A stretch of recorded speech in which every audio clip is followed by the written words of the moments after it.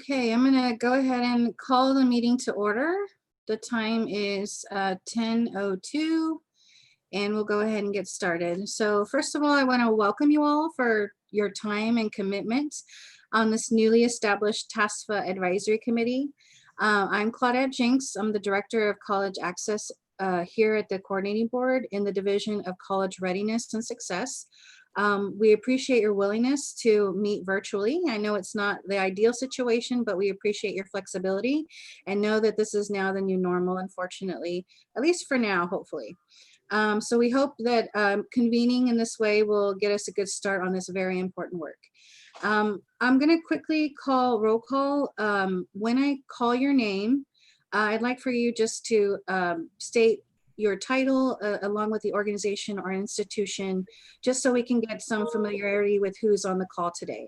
So I'm going to go by alphabetical order from the list that you were provided in your meeting materials.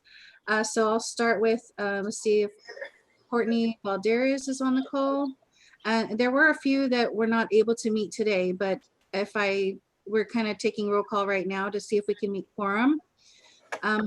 I don't see, there I see, Courtney Balderas. Oh Lord, I hope we don't yes, I'm Courtney Balderas. I'm the Assistant Director for the Dreamers Resource Center at the University of Texas at San Antonio. Thank you, Courtney. Abraham Diaz. Hi, good morning. This is Abraham Diaz with La Unión del Pueblo Entero. I'm the education specialist.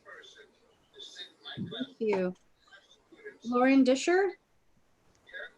Hi, I'm Lauren Disher. I'm the college advisor for Navarro Early College High School in Austin, Texas.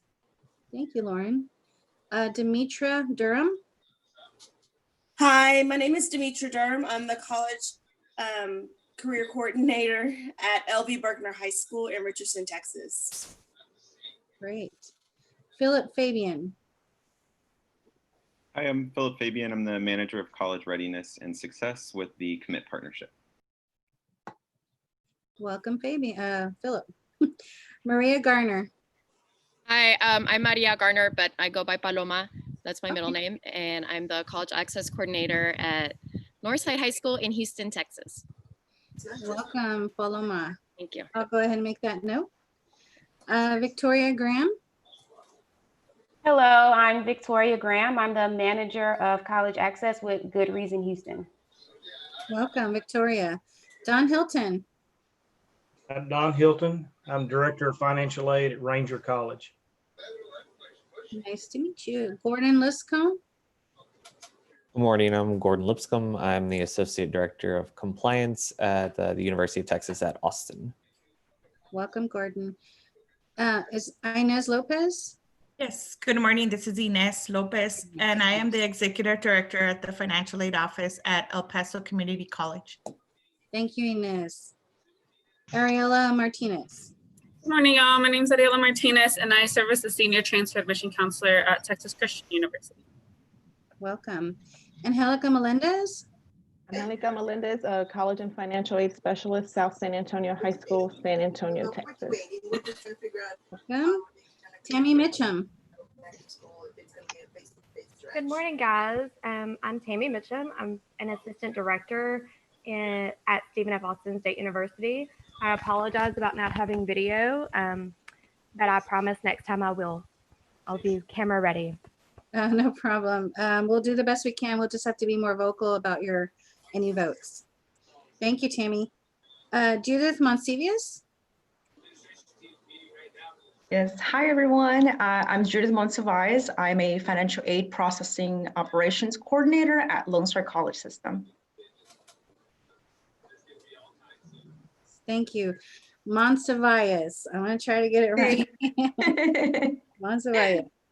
Crystal Nicholson. Hi, I'm Crystal Nicholson, the Director of Financial Aid at Navarro College. Welcome, Crystal.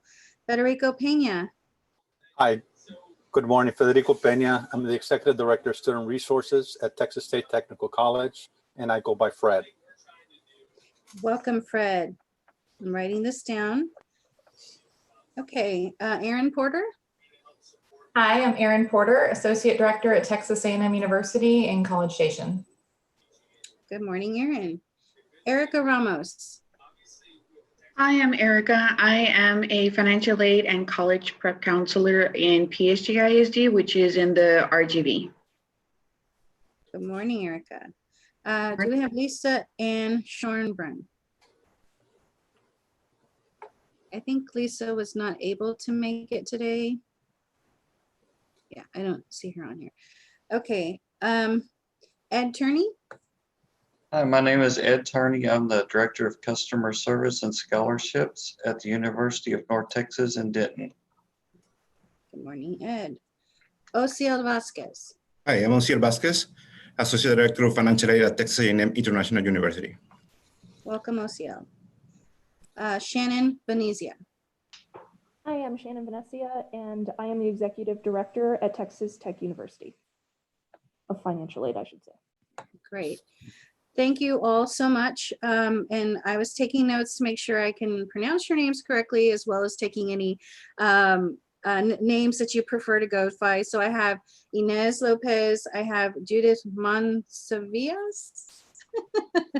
Hopefully I'll get that right. Fred Pena, and I've gotten Shannon, I think I mispronounced your name. I think it's Shannon Venezia.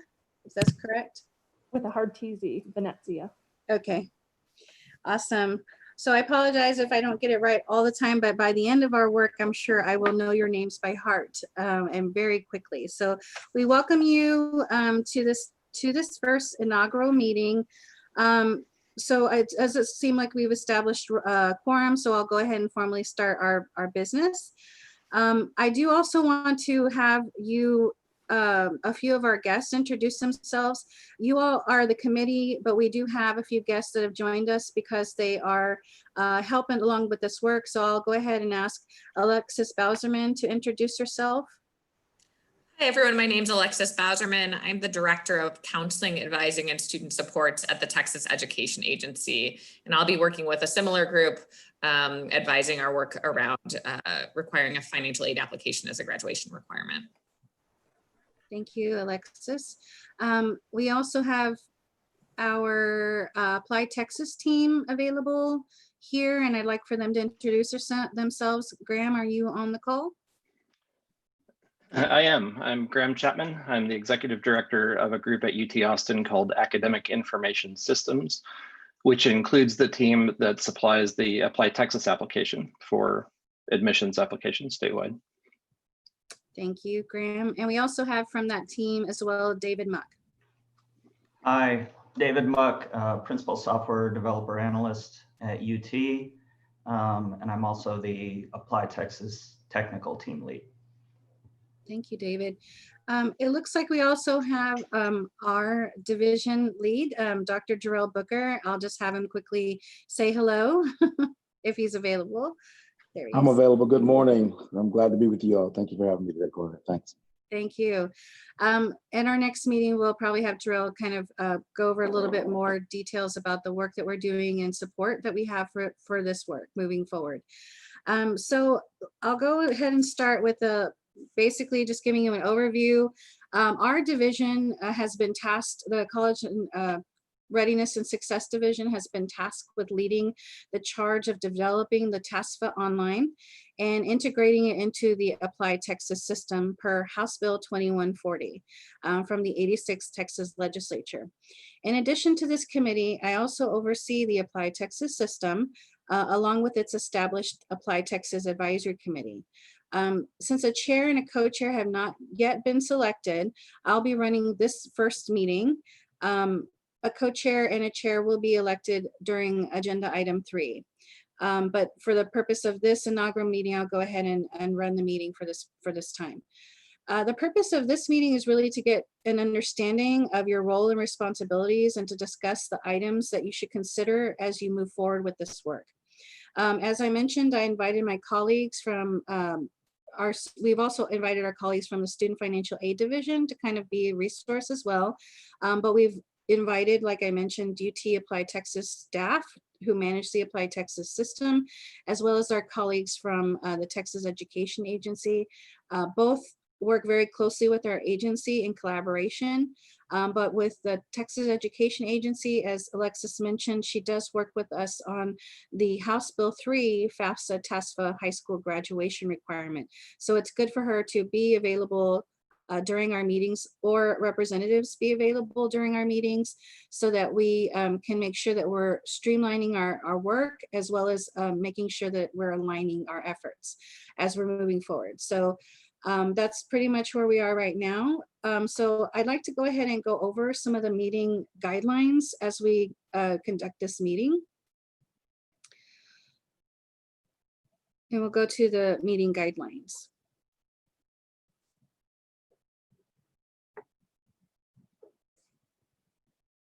Let me see. Here we go. So this meeting, just so you know, is being live streamed via YouTube. So we do have a link up, and you can see at the top left corner that we are live. So everything that's being recorded is open to the public. This is not in the meeting guidelines, but I did want to let you know to have your cameras on at all times, just so we can see again if everyone is here and available and for quorum. We do, if there's any time, like I mentioned earlier to some of the others that were on the call just earlier, we don't have a scheduled break, but if you do want to take a break, feel free to, walk away and then come back as quickly as you can.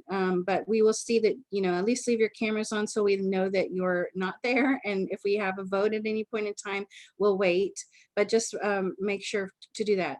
In future meetings, I anticipate that we probably will have some breaks, but for this first meeting, we didn't schedule any. So just to let you know, you are able to walk away. We'll be monitoring the screen so we can see, and that's why we're asking you to have your cameras on while you're in this meeting. Make sure you mute your mics. It looks like that's a common thing that most people know, just to prevent some background noise, but it looks like everyone has that. For this open meeting, like I said, always have your camera on. I've already established the quorum at the very beginning of the meeting via roll call, so I appreciate that.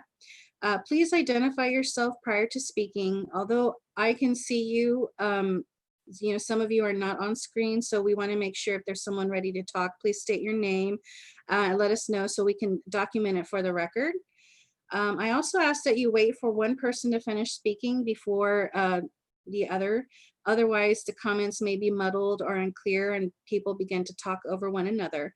So should the conversation become unmanageable, I don't think it will, but with this size of group, I'm not really sure where we might go. But if at any point in time the conversation in that way becomes unmanageable, I'll direct you to use the raise your hand feature in Zoom. This can be found if you kind of scroll all the way down to the bottom of your screen, click on the participants list, and then you go to the right, you'll see everyone participating. At the very bottom of your screen, you'll see the raise hand feature.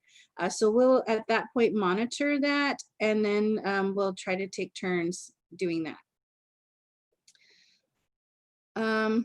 We will only use this feature only if, again, there's not a clear way of communication, or if everyone seems to be talking over one another. But for this meeting, I don't anticipate that. Also for the meeting, we're going to also do motions that will be voted on by roll call. So as I did a while ago, if there's any votes, which we will have one vote for your chair and your co-chair, or two votes for chair and co-chair. So I will go by roll call and quickly call your name, and that's when you'll confirm, just so we can document your votes. The staff will also be monitoring emails that are, there's an email at the very bottom of your screen for questions that are coming in from the field. So we'll also be monitoring that. We'll address the questions that are related to the agenda. And if we don't get to certain questions, we'll be making sure to address them in the next meeting. So this is an email that we have for the field. This is part of our open meetings option. So we wanted to do that. At this time, are there any questions before we move forward? And feel free to unmute yourself if you have any questions. Okay, I don't see that we have any, so we're going to go ahead and move on to the next agenda item. This will be agenda item number 2. Oh, I'm sorry. I'll go over quickly the agenda. I'm sorry, Lisa. we added the agenda the other day. So I'll just go quickly. This is a brief overview of what you've already seen. We have the welcome and introductions, which we've done. I'll go over the advisory committee roles and responsibilities. We'll do a select committee chair and co-chair. And then we'll kind of break down the items of the task that the committee is responsible for.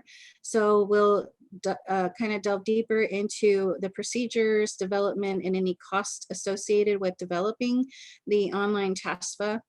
We'll also, at this meeting, you'll be talking about how to identify technical and functional revisions of the Applied Texas system. So I'll have Graham Chapman kind of give you a brief overview of that, since they have that knowledge of the work and what needs to be changed within the system, which would help inform your decisions as you create this online TASFA. We're also going to be doing discussion on soliciting input from stakeholders, and that's also a requirement of the rules and the statute. So you'll be talking about how to solicit stakeholder feedback at that point.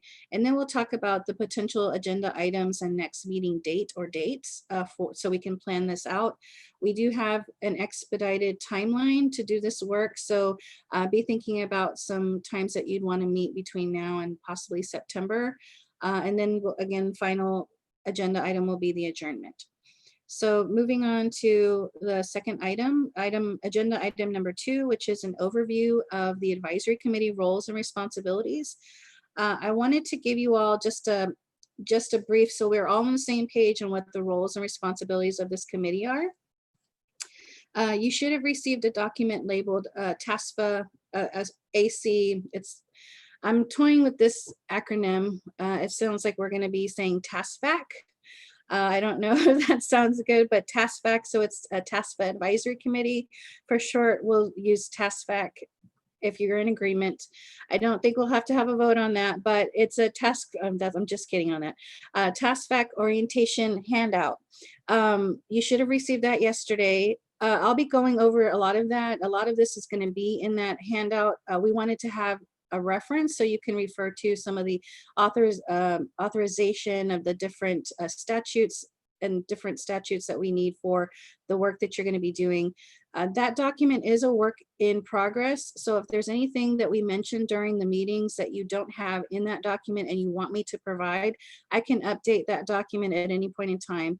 Like we've mentioned House Bill 3, if you want some information on House Bill 3 that you don't already know, we can add that. If I also mentioned House Bill 2140, there's always an assumption that everyone knows everything, but we want to make sure that everyone has the information in order to move this work forward, to have a good working understanding of this work as well.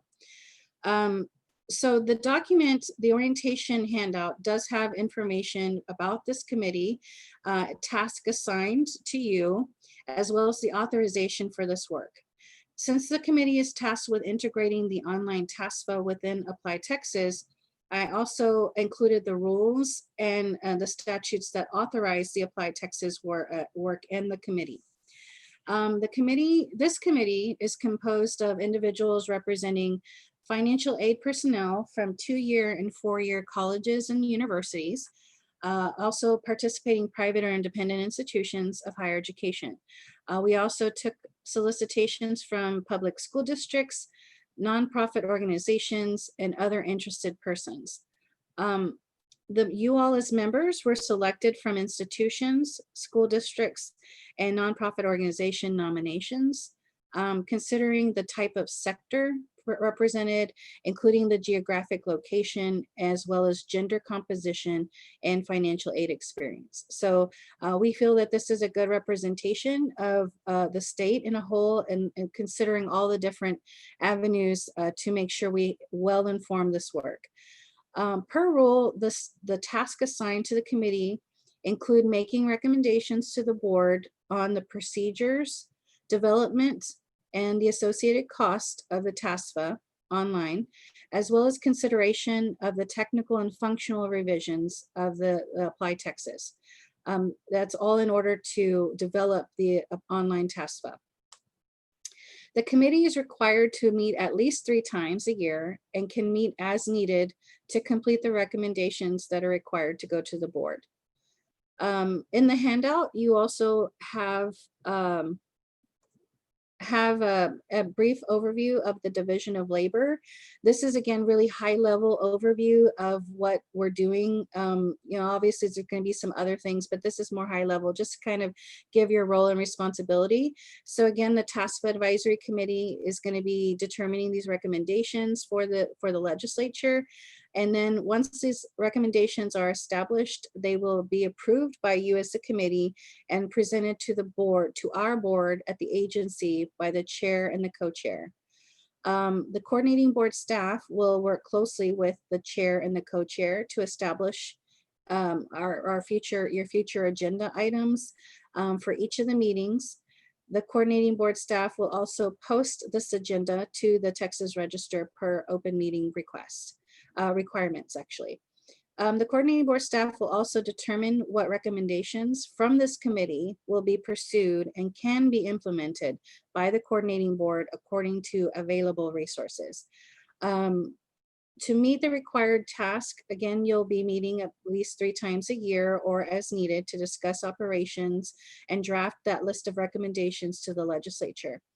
We'll go over some key milestones here in a little while under the development, but I did want to let you know that we do have a rough outline of the timeline for this development. And that's open for discussion, obviously. The University of Texas at Austin Applied Texas staff will be available, as I mentioned, to assist the committee with the technical and functional discussions in integrating integrating the TASFA within Applied Texas. And we've also included some stakeholders, like I mentioned, TEA, Alexis is on the call now, but she is here kind of working on that alignment that we talked about for House Bill 3, FAFSA and TASFA high school graduation.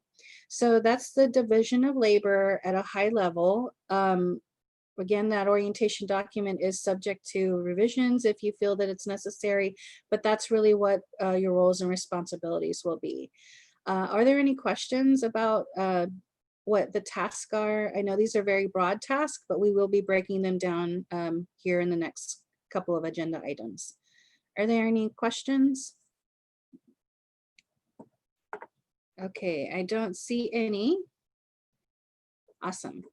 All right, so we'll be moving on to agenda item number 3, and this is the selection of a committee chair and co-chair. The committee chair will be responsible for conducting meetings and conveying committee recommendations to our board. The co-chair will serve in the chair's seat as needed. The chair and the co-chair shall each serve a 2-year term, and the chair and co-chair will work closely with me and our coordinating board staff to develop the agenda and meeting materials for each meeting. The chair and or co-chair will present the recommendations and subsequent reports to the board for approval. So you've all introduced yourself. If you want to take a minute to look at the membership list in the meeting materials, I'll now be taking nominations for the chair. Does anyone want to volunteer? You are able to nominate yourself if you'd like.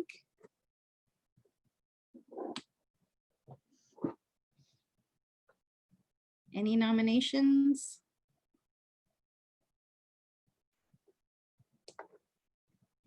I promise I'm fun to work with.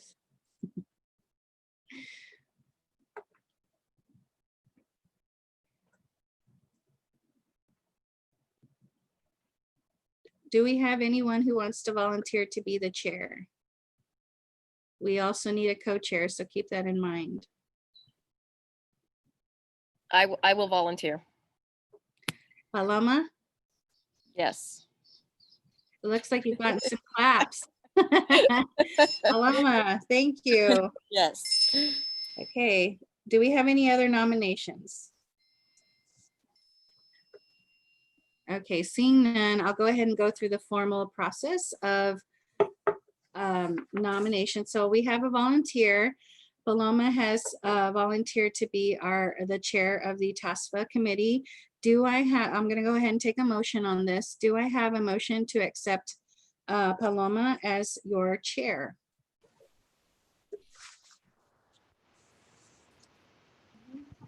I just need someone to make a motion. Angelica Melendez, so moved. Okay, I have a motion. Do I have a second? Second. A second. Okay, I'm sorry, I didn't catch that. Demetra Durham, second. Demetra, seconded. Okay, I'm just documenting it for our notes. Okay, now I'm going to go through a very quick, so it's been moved and seconded to accept Paloma Gardner as the chair of the TASFA Advisory Committee. I'm going to quickly call your name, and if you accept Paloma Gardner as the chair, I'll go just say yes or no. So please unmute yourselves while I quickly do the roll call for the motion, for the vote. So Courtney Balderas. Yes. Abraham Diaz. Yes. Lauren Disher. Yes. Demetra Durham. Yes. Philip Fabian. Yes. Paloma Gardner. Yes. Victoria Graham. Yes. Don Hilton. Yes. Inez Lopez. Yes. Ariela Martinez. Yes. Angelica Melendez. Yes. Tammy Mitchum. Yes. Judith Monsavias. Yes. Crystal Nicholson. Yes. Fred Pena. Yes. Aaron Porter. Yes. Erica Ramos. Yes. And Lisa's still not on, correct? To make sure. Yeah. Lisa's absent. Ed Turney. Yes. Ociel Vasquez. Yes. And Shannon Vendicia. Yes. Great. So we have agreed and confirmed that Paloma Gardner will now be the chair of our of the TASFA Advisory Committee. So welcome. Thank you, Paloma, for volunteering. Now we have the next task of identifying a co-chair. Do we have a co-chair who'd like to work with Paloma? I'll do it. Shannon Venezia. Shannon Venecia. Anyone else interested? Okay, great. Shannon Venecia has nominated herself as the co-chair. Thank you so much, Shannon. I'll go ahead and go through the same process. So do I have a motion for accepting Shannon as your co-chair? I motion to have her be the co-chair. Lauren Disher? Yeah. Okay. And do I have a second? This is Inez Lopez. I second. Thank you, Inez. Okay, so it's moved and seconded to accept Shannon as your co-chair for the TASFA Advisory Committee. I'll do a quick roll call just to accept Shannon, and we'll go ahead and get started with a vote. Courtney? Yes. Abraham? Yes. Lauren? Yes. Demetra? Yes. Thank you. Philip? Yes. Paloma? Yes. Victoria? Victoria Graham? Oops. We'll come back to Victoria. Uh-oh. We'll come back to Victoria. Don Hilton? Yes. Gordon Lipscomb? Yes. Inez Lopez? Yes. Ariela Martinez? Yes. Angelica Melendez? Yes. Thank you, Angelica. Tammy Mitchum? Yes. And Judith? Yes. Monsivius? Crystal? Yes. Fred? Pena? Yes. Aaron Porter? Yes. Erica Ramos? Yes. Ed Turney? Do we have Ed? on the Yes. call? Okay, thank you, Ed. Sorry. Ociel Vasquez Yes. and Shannon Vencia, obviously. Yes. Do we have Victoria Graham back? I don't know where she went. Okay, well, it looks like we have a clear, you have your chair as Paloma Gardner and your co-chair as Shannon Venecia. So thank you so much to the both of you. We'll be working closely together as we move forward on this work. So we appreciate your volunteering for this. Okay, so now we'll move to agenda item number 4. Move that aside. This is going to be agenda item number 4 will be the discussion on procedures, development, and associated cost of the online TASFA. So I've broken our conversation down into those 3 buckets: procedures, development, and associated cost, just so we can, you all can understand the different areas.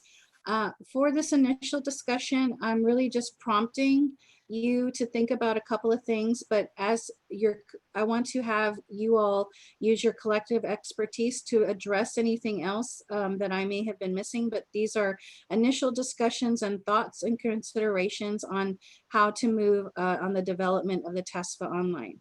So as I mentioned, this is under House Bill 2140. That bill did not, it sort of remains silent on requiring institutions to use the TASFA.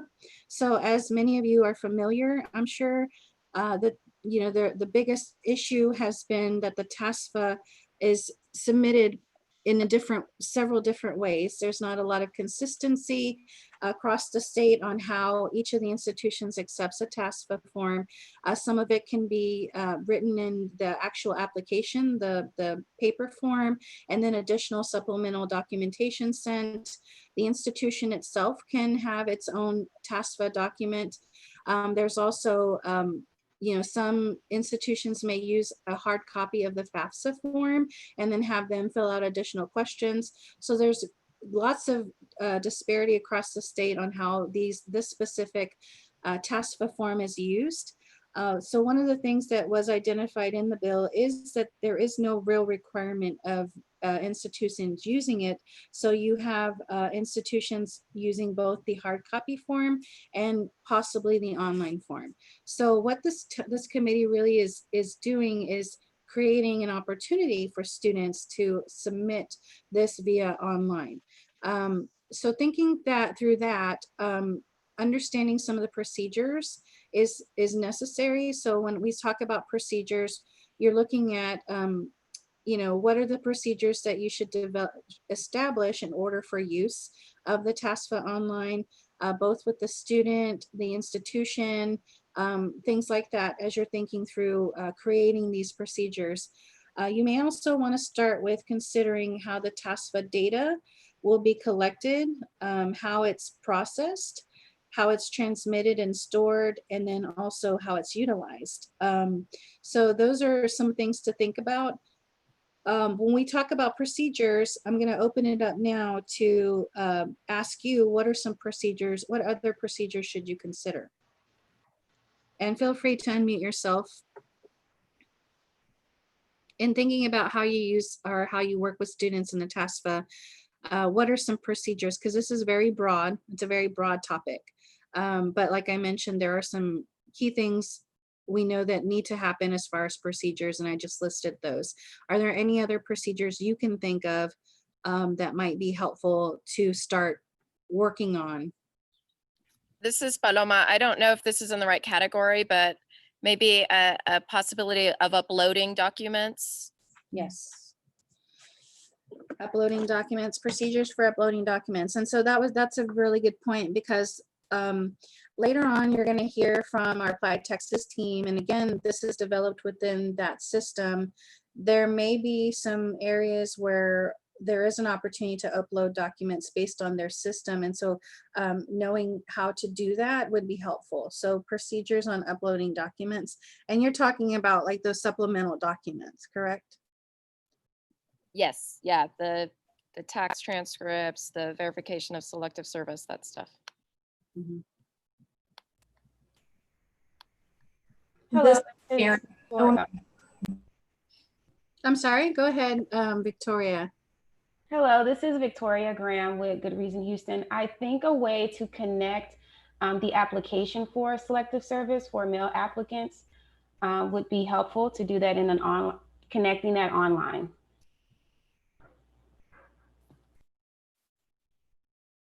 Okay. Anything else that you can think of aside from what I've mentioned or what's been mentioned so far? This is Erin Porter with Texas A&M. I think a consideration in the procedures should be electronic signature and what that looks like for both the student and parent. And if electronic signature is offered, how can one opt out of it? And then what's the process for confirming that the application's been signed, if it was signed physically?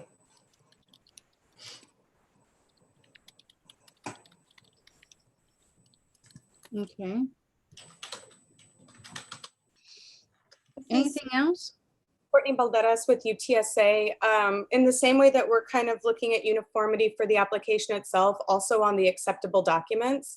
So having that be open for upload, but also universities and colleges coming to agreement about what we're going to accept. The broad list, right?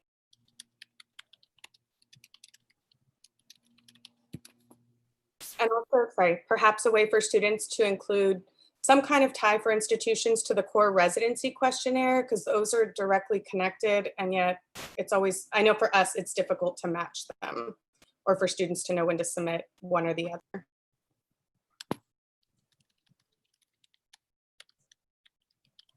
Okay.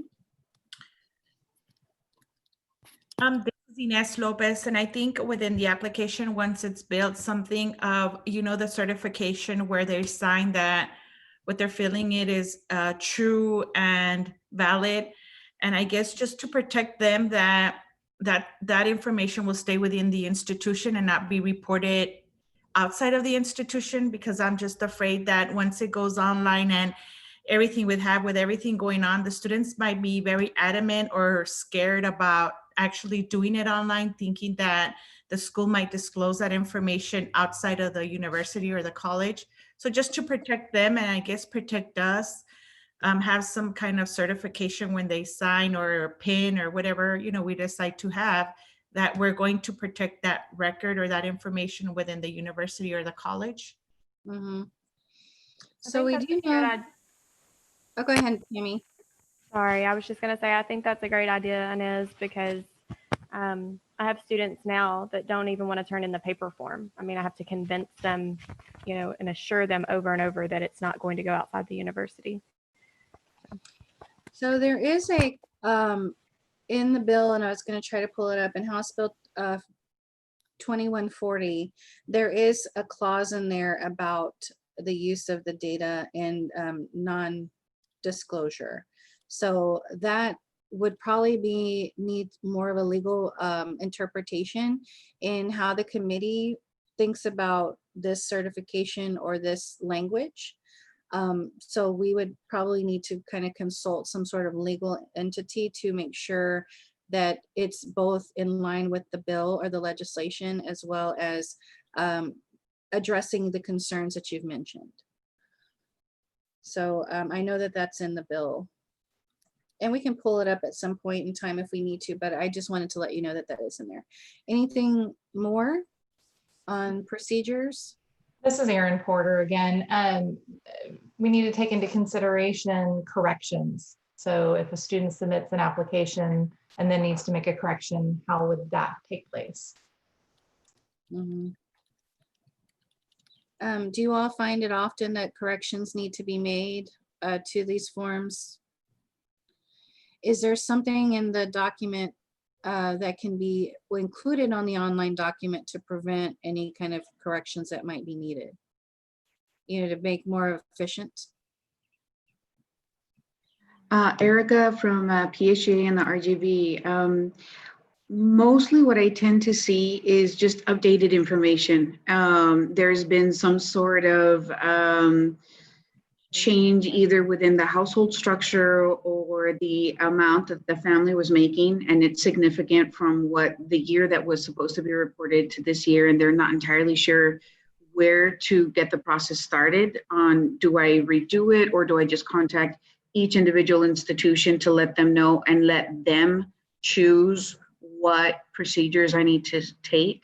So it's not necessarily mistake per se on the app that I've noticed, but far and few between, at least in my area in the South, where I've noticed that corrections need to be made, but it's mostly updated information.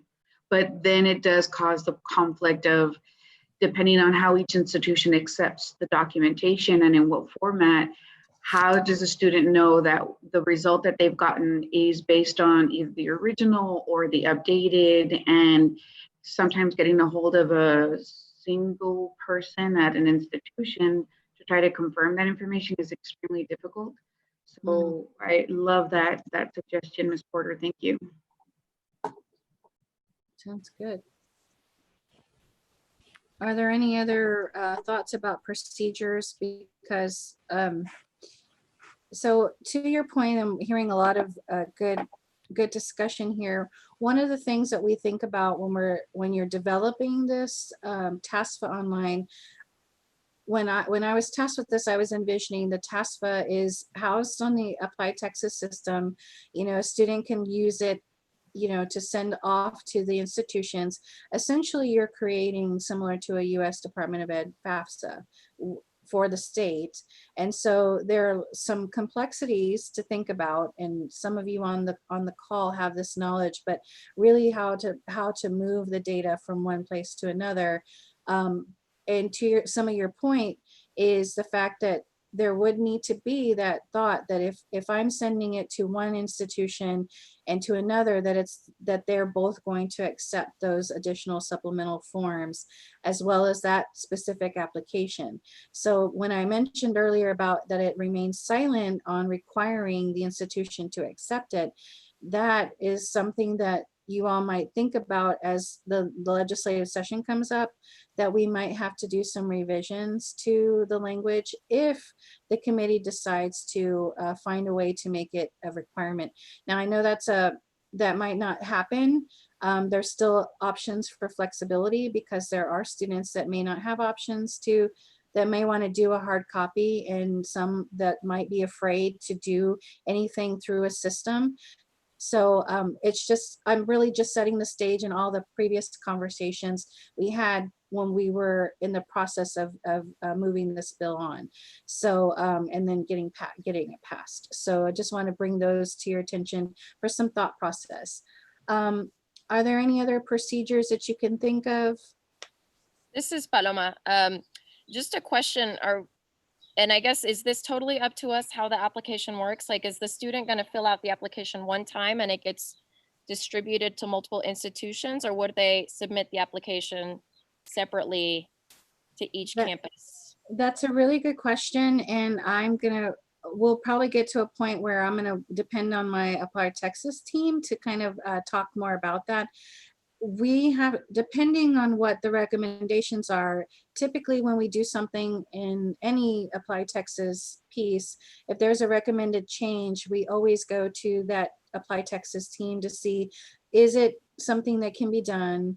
You know, obviously if there's any cost associated, which is what is part of this committee as well, but also, you know, if they have the technical way of doing that. There are, again, a lot of questions about how this data will get to the institutions. And again, my thought was always, and I know it's not as easy as it sounds, but because the Applied Texas application already has a way to kind of fill it out once and get sent to the institutions, I imagine that would be a similar capability, but I'm not entirely sure. So we would depend on our Applied Texas staff to kind of talk through that. Graham, do you have anything to add at this point? I know you have another section later. We can talk more about this, but if you can think about how that might work. I think in general, we would start with, you know, what should this be? What experience should this provide, and try to work backward from that. So presumably in this case, we would say the student should not have to fill out redundant information if they don't have to, but that intersects with the question of, you know, if institutions require different information or allow for different information, how do we handle the variance? So there are some answers for that on the sort of application for admission side in Applied Texas. the issues are similar but distinct on the financial aid side. So we need to work through some of that. But presumably we would start with some operating principles of, we want students to have this kind of experience. We want institutions to have this kind of quality of information and kind of work back into the implementation. Hi, this is Tammy from SFA. I actually have a question. Right now, we are just taking hard copy TASFAs at SFA, so I don't have any experience with receiving an electronic TASFA. So currently, how are those being sent? And can somebody just give me a brief rundown on what is currently happening? So at the state level, there is nothing, obviously that's the task of this committee, but we've heard that there are other institutions that do have an online TASFA. And I'm glad we have Graham here because UT Austin is one of those, and he can share with you that experience if you would like, Graham. Yeah, Tammy, this is one of the big open questions. So right now, some schools have sort of self-hosted applications. So UT Austin has stood up a version of this where, the student can either give us a, sort of the PDF copy or do an online application that feeds our information directly. But I think when we talk about how is this supposed to scale across the state, how are schools supposed to receive this information, there are a lot of open questions. There are a lot of different ways that could work. And, of course, there are a lot of security questions about how do we make sure information is safe and secure, but also a lot of questions about differing institutional capability to, what format do you need? What software are you using on your side? So mostly that's a deep rabbit hole. And right now it hasn't been solved. It's been solved for the federal applications. Everybody should be set up to receive FAFSAs. So we'd be looking for some inroads there. And that's what UT Austin did, was say, how do we take information from the state source that we're hosting and then kind of dovetail it into the financial aid process where it makes sense. This is Erin, Texas A&M. Sorry, I just wanted to say we also implemented an electronic version of the TASFA for the 2021 year, so it's still fairly new, but we have a lot of lessons learned along these lines of what's being discussed as well. And I'm on this committee because we support the idea of a single application for a better experience for students, but that can be used by all schools. So Graham alluded to the fact that all schools should have some mechanism for loading a FAFSA into their student information system. So it makes sense that if the TASFA can be adapted into a format that follows that process, that seems to be a great idea. We wrote something separate that works with the application that we built, but not all schools have the ability to write a separate script to load those things. So that would be one mechanism, is try to align it with what most schools should already have in place in terms of technological capability. Yeah, sorry, this is Tammy again. I guess I was just wondering if schools were doing something that fed directly into their financial aid side, or if it was independent of their, system, and then you had to push it in through some other form. I guess I was just kind of curious what people were doing now. And it sounds like we've got a couple of different options going on. So thank y'all for just kind of a little background. Great, thank you. So we can explore obviously talk more about that too, but it's good to have some representation on what's currently out there. And Graham has shared with me in the past that the TASFA is on their website.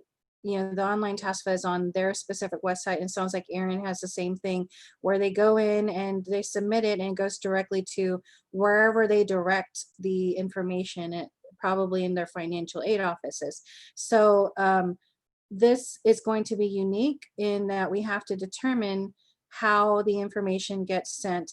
And as Graham mentioned, that's exactly my theory, is think about what would be the ideal situation for students, the most efficient and effective way to capture the information considering the student experience, as well as the institutional side and how the mechanisms and how they transfer data. So we would probably, there's obviously a wealth of information here and expertise in this committee, but there is an opportunity to solicit others to kind of figure out more information about how those technical pieces can run.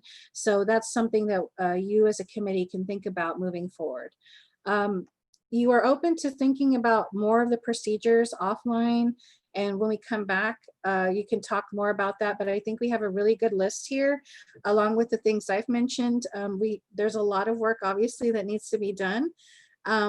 Before we move on to development and associated cost, just know that as a committee, you can also create subcommittees to work offline, and do some research about some of these things that have been addressed instead of just coming to this meeting. So know that if you choose to do subcommittees, and you can label them any way you want, it could be one to establish procedures, another committee to do the development, and so on and so forth. But I'm going to leave that up to you all to think about how you want to do that, if at all. I kind of advise that happens because we do have an expedited timeline. The timeline is, some of you are familiar and have gotten some of the orientation handout. I know we didn't give a good lead on reading that, but I think that you are fairly familiar with the timeline that we have to have the recommendations of the committee to the Texas legislature by January 1st, 2021, which seems like a long time, but with all the approvals that are necessary within our internal processes, these things have to be done in a very short amount of time. So we have to think about what can be done between now and September. If there's too much, because remember, you have to have this ready by October 1 of next year, of 2021, ready for students to use. So again, very short timeline. We do have an option. You do have an option to say, we need more time, especially amidst this COVID-19 pandemic. There can be a waiver to postpone some things, but I am pretty optimistic that you can do this work collectively. So we'll keep plugging along until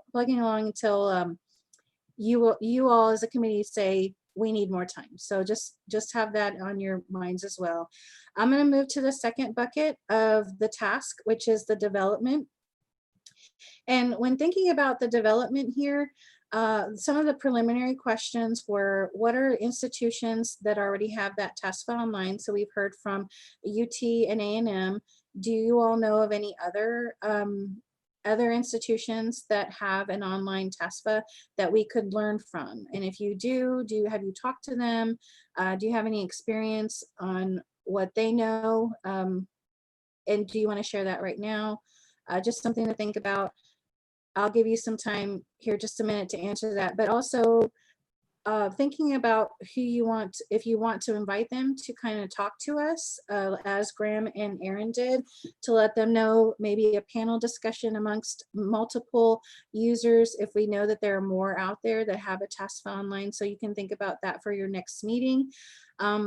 Also, I want to draw your attention to considering the key milestones that are in your orientation handout.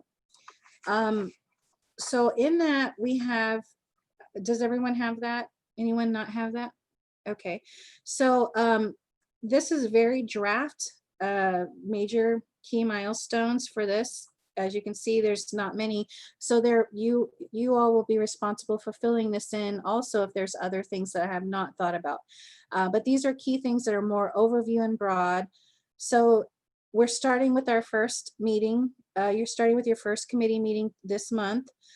Between July and September 2020, this is when you'll be developing these recommendations. So it just depends on the meeting schedule that you want to set to make sure that you get the recommendations to the legislature on the intended due date, or if there's more time needed, we can discuss that as the time comes. October 2021 are the recommendations due to the board for approval. So there's some work that has to be done on my side.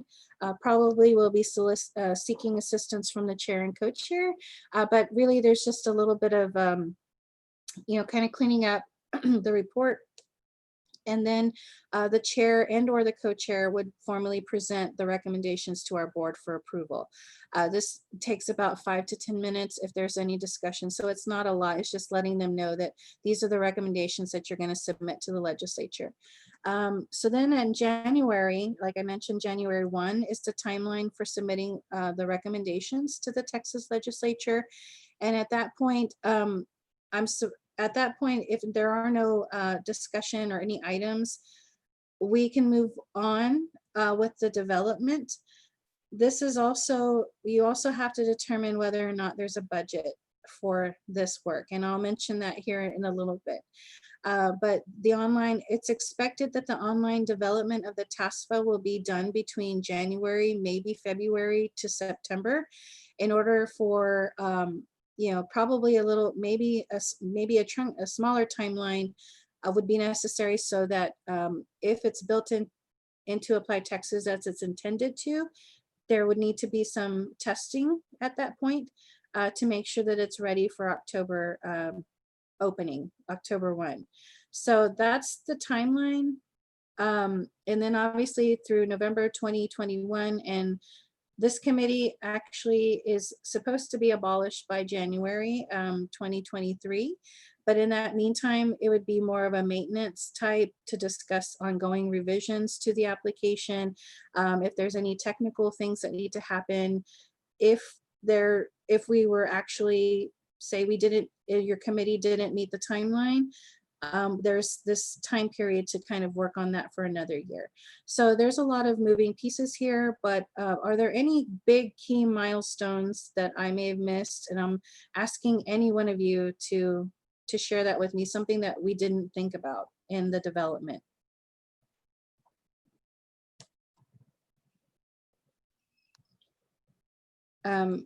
So I have September. So January to September would be that development. Again, that would be work on the Applied Texas staff. Claudette? Yes. I'm sorry, can I just ask a clarifying question? Sure.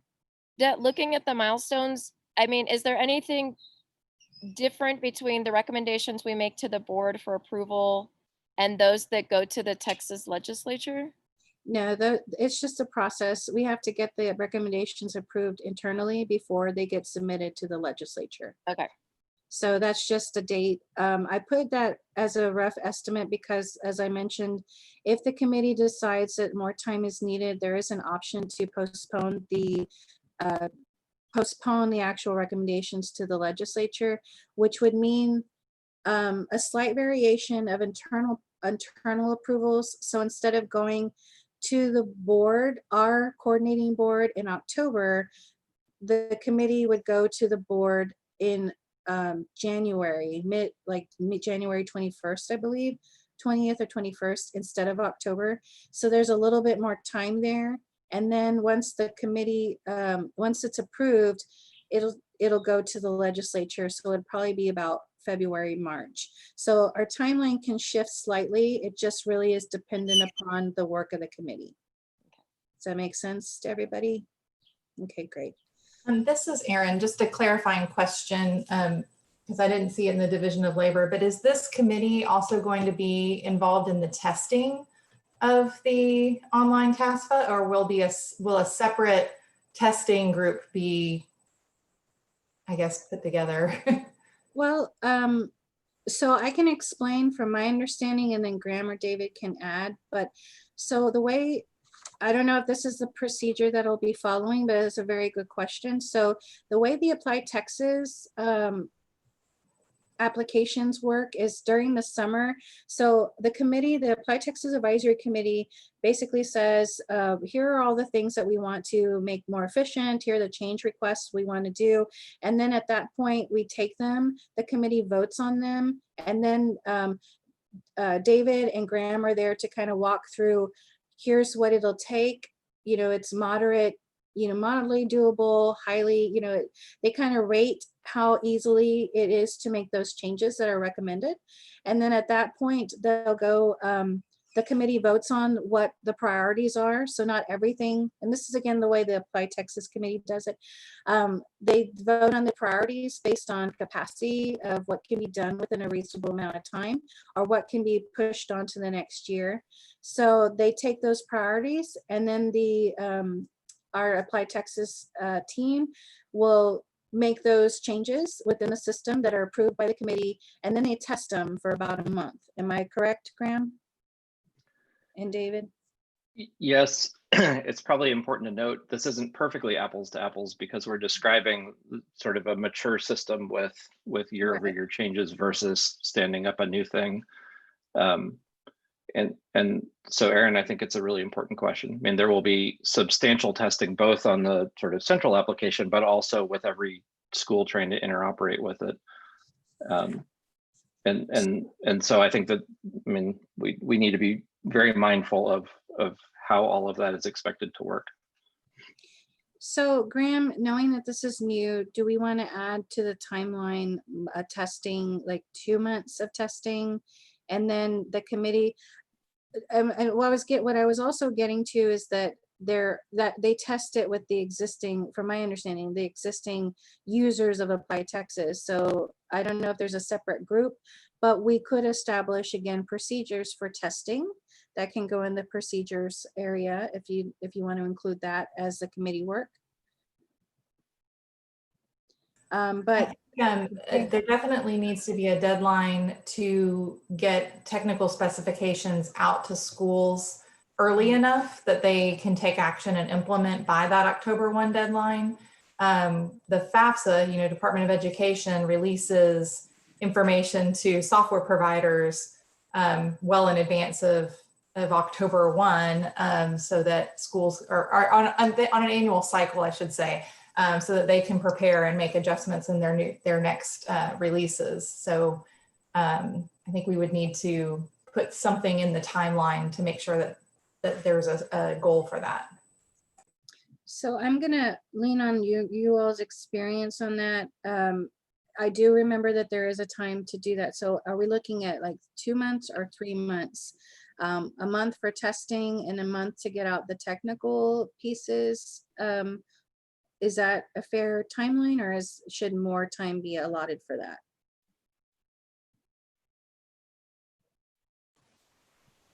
This is Tammy from SFA. I know when we go into testing mode on anything that we get that, let's call it a patch or an update to our system, we only have certain times we can put that stuff in with our IT. So I would say as much time as you could give a school with tech stuff, you're saying a month. If we could do 6 weeks to 2 months, that would probably be better for the schools with regard to getting it in their system, getting it tested in their system, making sure they get all the bugs worked out. Because of our IT timeline, it's more of a trying to make everything work together with what IT has to get done too. So that's just a suggestion. Thank you, Tammy. So as you're thinking about this, again, dependent upon, we know that there are a number of other institutions that are using or have a template already built. UT has one, but we're looking, it just really is dependent on whether we have an existing template to use as far as technical pieces, and then or that has to be built from scratch. Now those can be dependent on two very different timelines. So depending on that is really what you'll understand as far as what kind of time you have for testing and technical notifications. So that I'm sure you all will be able to flesh it out a little bit more as you're moving forward. But just thinking about that as well, because it's my thought that if we have an existing template, which UT does have, but that's their specific TASFA, and it's got specific questions to it. We don't know if we're able to utilize that template for the purposes of this committee. So you may have to build something from scratch. So it really just depends on the technical capabilities of building this, as well as thinking about the timelines for testing and so on and so forth. But the good thing is you have an existing TASFA form that's been established and streamlined by our colleagues in the Student Financial Aid Division. They have that existing hard copy paper that you can use. It's just those other supplemental things that you as a committee will decide on what would be necessary to help the institutions make adequate awards to students. So that's just something to think about. I've made a note in here to add testing and technical work. We just need to know how much time that would be. I would say a month for each. But as you're thinking about a month for each, that really lessens the amount of work that can be done towards either building the TASFA or modifying an existing template. So does anyone else have any thoughts around that? I would just weigh in that I think we do have some good precedents that we can learn from with Texas A&M and UT Austin and others that have already implemented these things. But I think we're looking at substantially new work here as we look at something that scales across the state and doesn't, I think right now we've tended to solve, simply for the need of whatever institution stood up the local thing. And especially as we look at, how do we transmit the information? How do all of the different schools systems incorporate the information? There's sort of a qualitative leap in complexity there versus the sort of core, how do you ask a question about parent income or something? So I think we've got something of a bounded universe when we're saying what information are we trying to get through the application. I think that's pretty well understood, but how do we successfully distribute this information and incorporate it everywhere? I think we're looking at breaking some new ground there. Great. And I think in the next, depending upon the thought process of how you want to, again, the wish list, I'm not going to use the word wish list, but the experience that you want for the students and for your institutions to use the data, as Graham mentioned, really is what will kind of draw the timeline in its development. So, all right, so we have the development. Claudette, Gordon Lipscomb, UT Austin, can I ask a quick question? Yes. To your last point about the paper version that was available, do the steps that we take as far as creating this online version here have to interact at all with the paper version?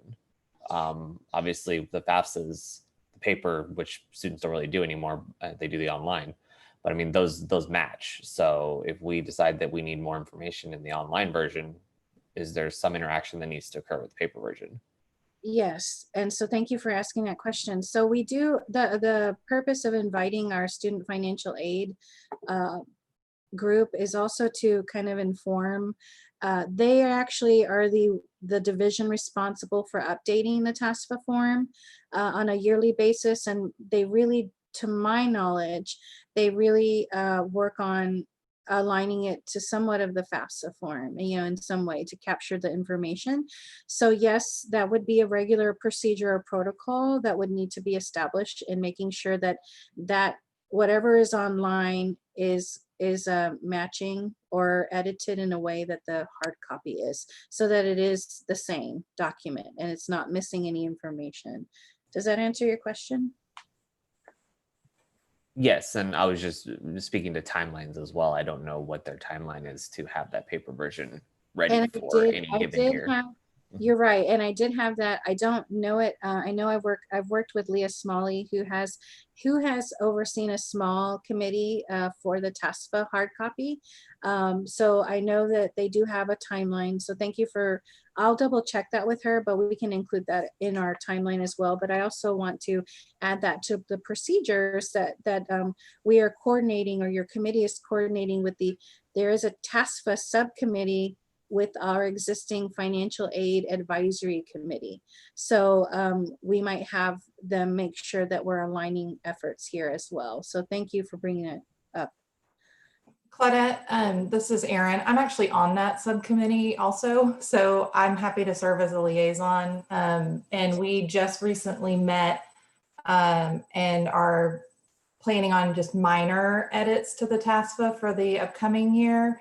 Obviously, we haven't started talking about the TASFA that will open October 1 of 2021 yet, but I can certainly liaise between the two groups to make sure that the applications stay in sync. Perfect. Thank you, Erin. I appreciate that. Claudette, this is Fred. I also serve in that subcommittee with Erin. Great. So we're definitely would. And I know I sat in on that committee meeting before we went into this COVID pandemic, but I think a lot of you were on over the phone. But I did sit in on that subcommittee as well. But yes, that is a step that we do need to take in order to make sure that we're aligning the hard copy with the online version. And that would probably be, again, your advisory committee's responsibility in adding that to the maintenance as once this is all developed. Okay, thank you guys for that. Let me see what my notes are. Claudette, can I ask a really bizarre off the wall question? Sure, I'll see if I can answer that really bizarre question. I'm kind of known for this. At UNT, we have a third-party vendor who has the online TASFA for us. One of the things that you covered, you said, I don't know if we have a budget for this or if we have a budget. Is the possibility of having a third party even in the realm of possibility? If somebody's already blazed a path, cut the path, developed it, is it possible for us to leverage that, or is it something that we need to kind of do without any available funds? Let me see if I understand your question. Can you, so I know you have a third-party vendor that is doing this. What is it that you're? So I'll just put it bluntly. So if we have a third-party vendor, is the possibility on the table of the state contracting with the third-party vendor to provide that service? Or is it that we have to start from scratch and develop it as a state? So, okay, so the legislation says it's got to be within the Applied Texas system. So we are relying on our Applied Texas team to develop that. As far as third-party vendors, I have had some reach out saying, how is there a way that they can contribute in some way? Those I don't really know without going through some sort of formal procurement process, which would probably add to the timeline and development. As you mentioned, and I was going to get to it in the next section, so it's a good lead into it. But I did want to come back to one thing before we moved on to costs. Yes, there is currently no budget for this work, unfortunately. And we did put in some sort of budget during the legislative session. So we have some idea of what the costs would be, but that might differ depending on time and new systems and things like that. But we can talk more about that here shortly. From my understanding, if the committee wants to think about that, it would really have to be kind of procured with, I'm not sure if it's going to be, would it be a procurement with the Applied Texas team or with our agency, but like I mentioned, we're utilizing UT, Applied Texas, to kind of build that into their system.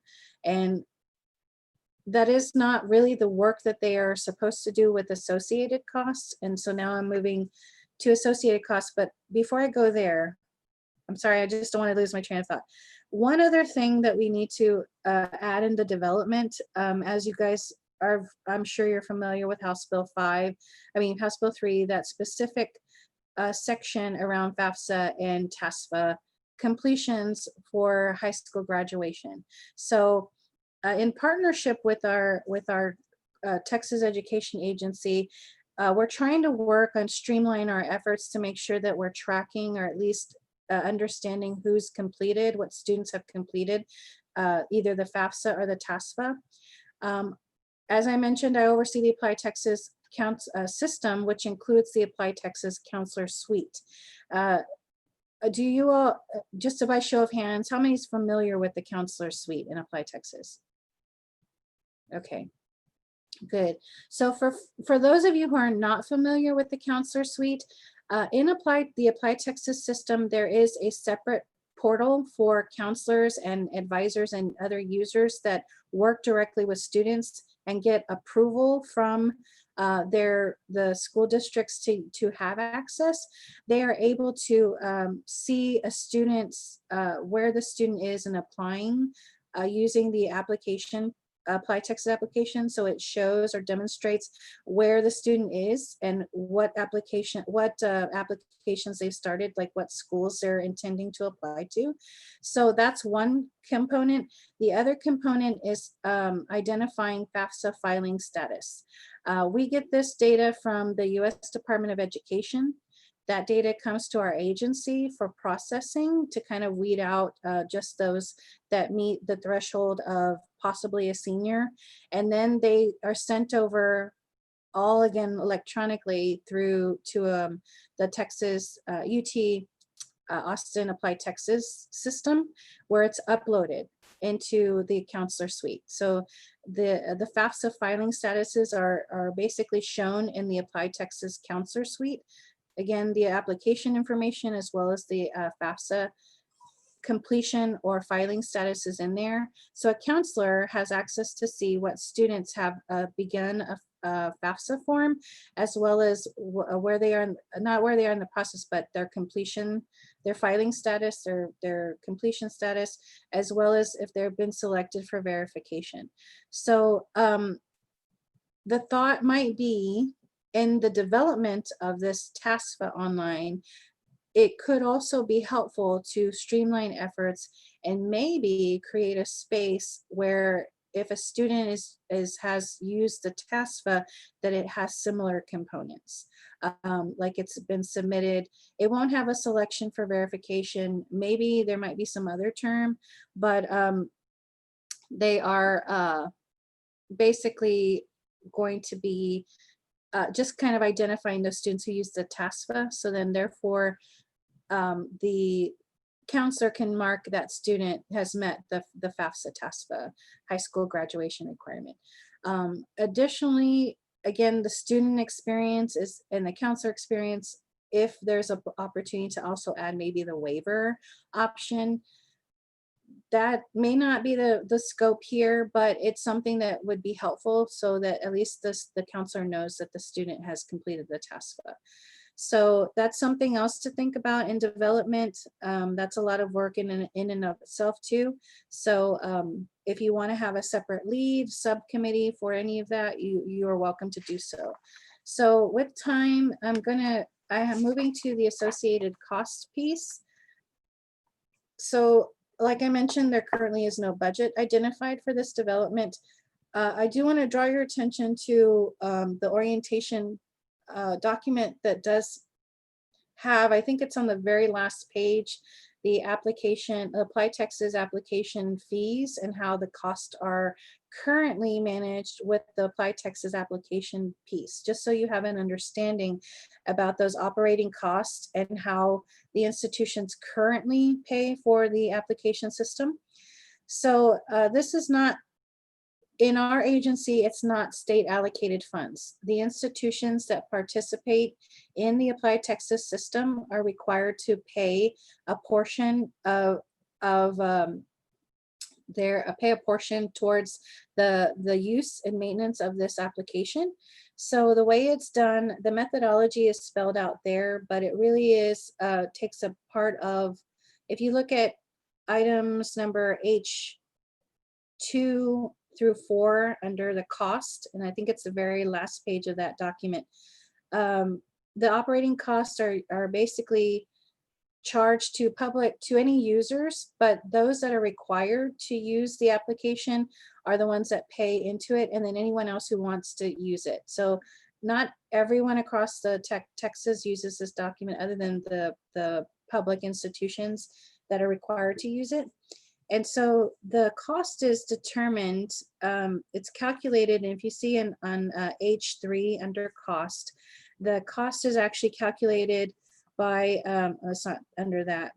I'm sorry, I'm trying to read without glasses on, I'm sorry. But it is, actually it is on item H3. So each participating institution pays a portion of the cost by percentage of their enrollment compared to the total enrollment of all the participating institutions. And then that's actually verified through data that's certified to our agency. And it's based on the most recent fall semester. So they take that portion and we calculate it amongst all of the institutions that are using it.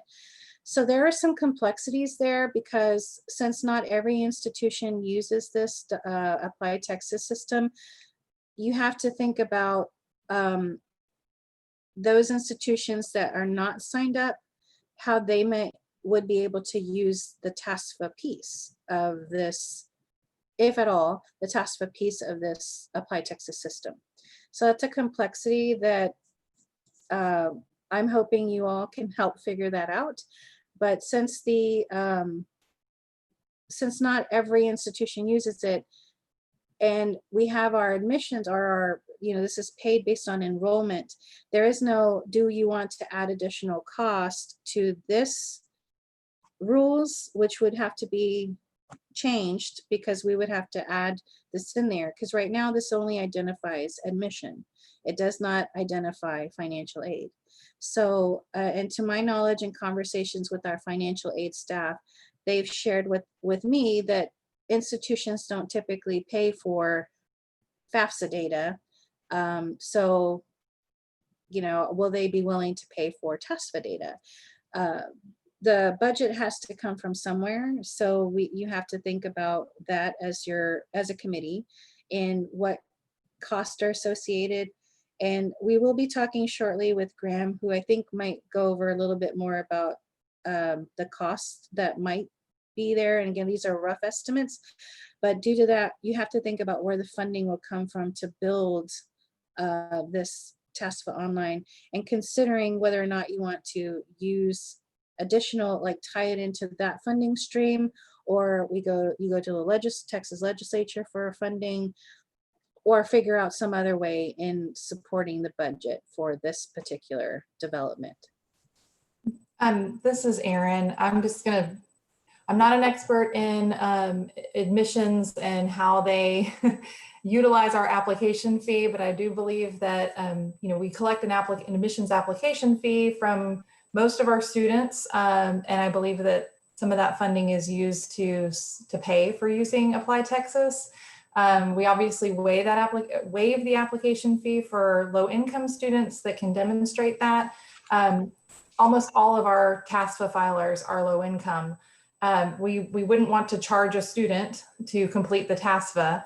So the fund, if we were charged to use the TASFA through Apply Texas, we would have to find a way. That would be a revenue stream. And we're already utilizing an online TASFA that we built. So it would have to be more affordable to pay any fees than it is to maintain it ourselves.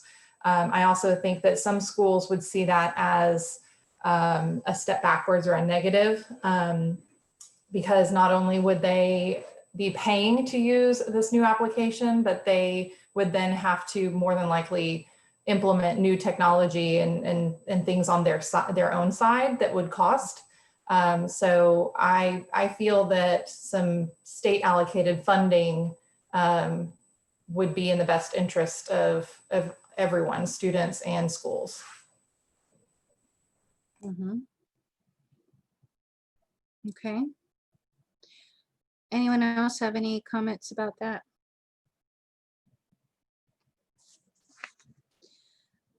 There is a lot of discussion that needs to happen around that. I'm going to go ahead and assess the committee's group and ask, do you want to take a 5-minute break? We have a few more agenda items, but do you want to take a 5-minute break or do you want to proceed? Anyone? I would like to take a 5-minute break. Okay, great. Thanks, Graham. We'll go ahead. The time is, I have 11:26. We'll reconvene here in about 5 minutes. So take a 5-minute break, get some stretches, and we'll reconvene here shortly.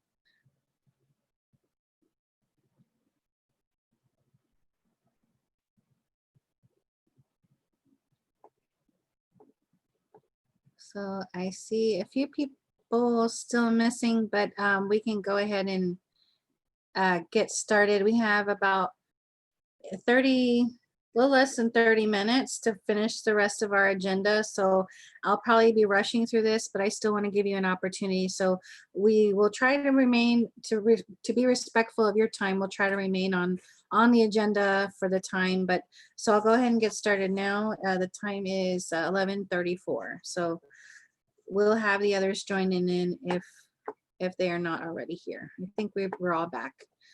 Okay, thank you guys. I hope that break was a little restful. There's a lot of information here.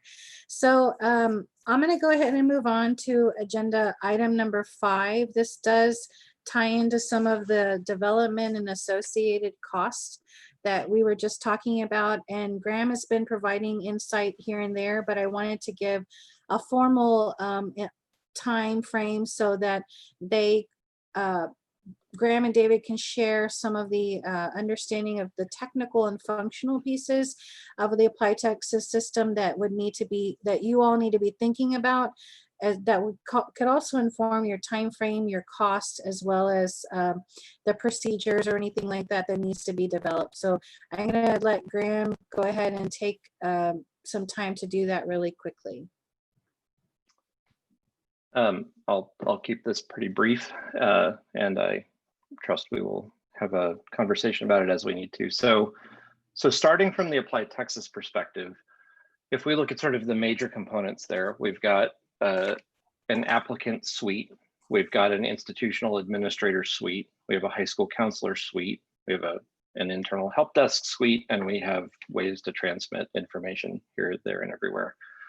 And the broad strokes all make sense for this. On the applicant suite, we would want the student to be able to use a profile as fully as possible to whether to fuel a TASFA application or an admissions application or whatever. I mean, ideally that student would not have to repeat themselves too many times if they could just kind of maintain common information about themselves. On the administrator suite for institutions, I think we're probably looking at institutional privileges, but pretty distinct role holders there. We would have different institutional actors managing what's what, and there's a big scope question there about whether this can be differentiated by institution. Are there sort of custom questions or different materials accepted or whatever? So there's some big unknowns. The high school counselor suite, I think, is a little bit more obvious that we're already showing some information there about FAFSA, and it's pretty clear that there would just be sort of similar information about this. Transmission is another big open scope, and actually there's sort of a more profound paradigm question on top of that, which is, as we were just talking about before the break, the cost paradigm for Applied Texas. Sort of schools are using application fees for at least some of their students, and schools are choosing to participate in this. We are certainly talking about potentially a different set of institutions across the state participating in the TASFA than participate in the Applied Texas admissions application. And so it's hard to put too much clear scope on that until we sort of figure out what what's the model? How do we think this works across the state? Who's participating? How is the information shared? You know, what happens if a student uses the online application, but the institution that they're interested in applying to doesn't accept it? You know, is it supposed to spit out a paper thing or something for schools to consume? You know, I think there are some sort of questions there to work through. So in terms of a sort of a, you know, branding exercise, it makes sense that this is the hub where you, the students of Texas, can go do all of your applications and see what's going on with things. When we actually look at the technical details, you know, much of this is probably new scope. The particulars of how we transmit information for admissions applications are just different than how we would transmit information for financial aid. The intermediaries are different. The way that we present the information is different. And excuse me, to some earlier questions, like Ed, to your question about, you know, does this have to be new custom development, or could we get mileage out of a third-party developer? I mean, I think we still have an open question about what the funding model is for any of this. From my perspective, you know, I think it would be a valid option to say there's, you know, a third-party developer doing some of this, as long as it can be integrated appropriately to, you know, achieve the legislative aim of the student having a, you know, a common experience. So I'm not the policy person, just speaking from a technology perspective. I mean, there are a number of important open questions that make it hard to put brass tacks on anything. And I think there are a number of valid paths forward that could all achieve the outcome that we need.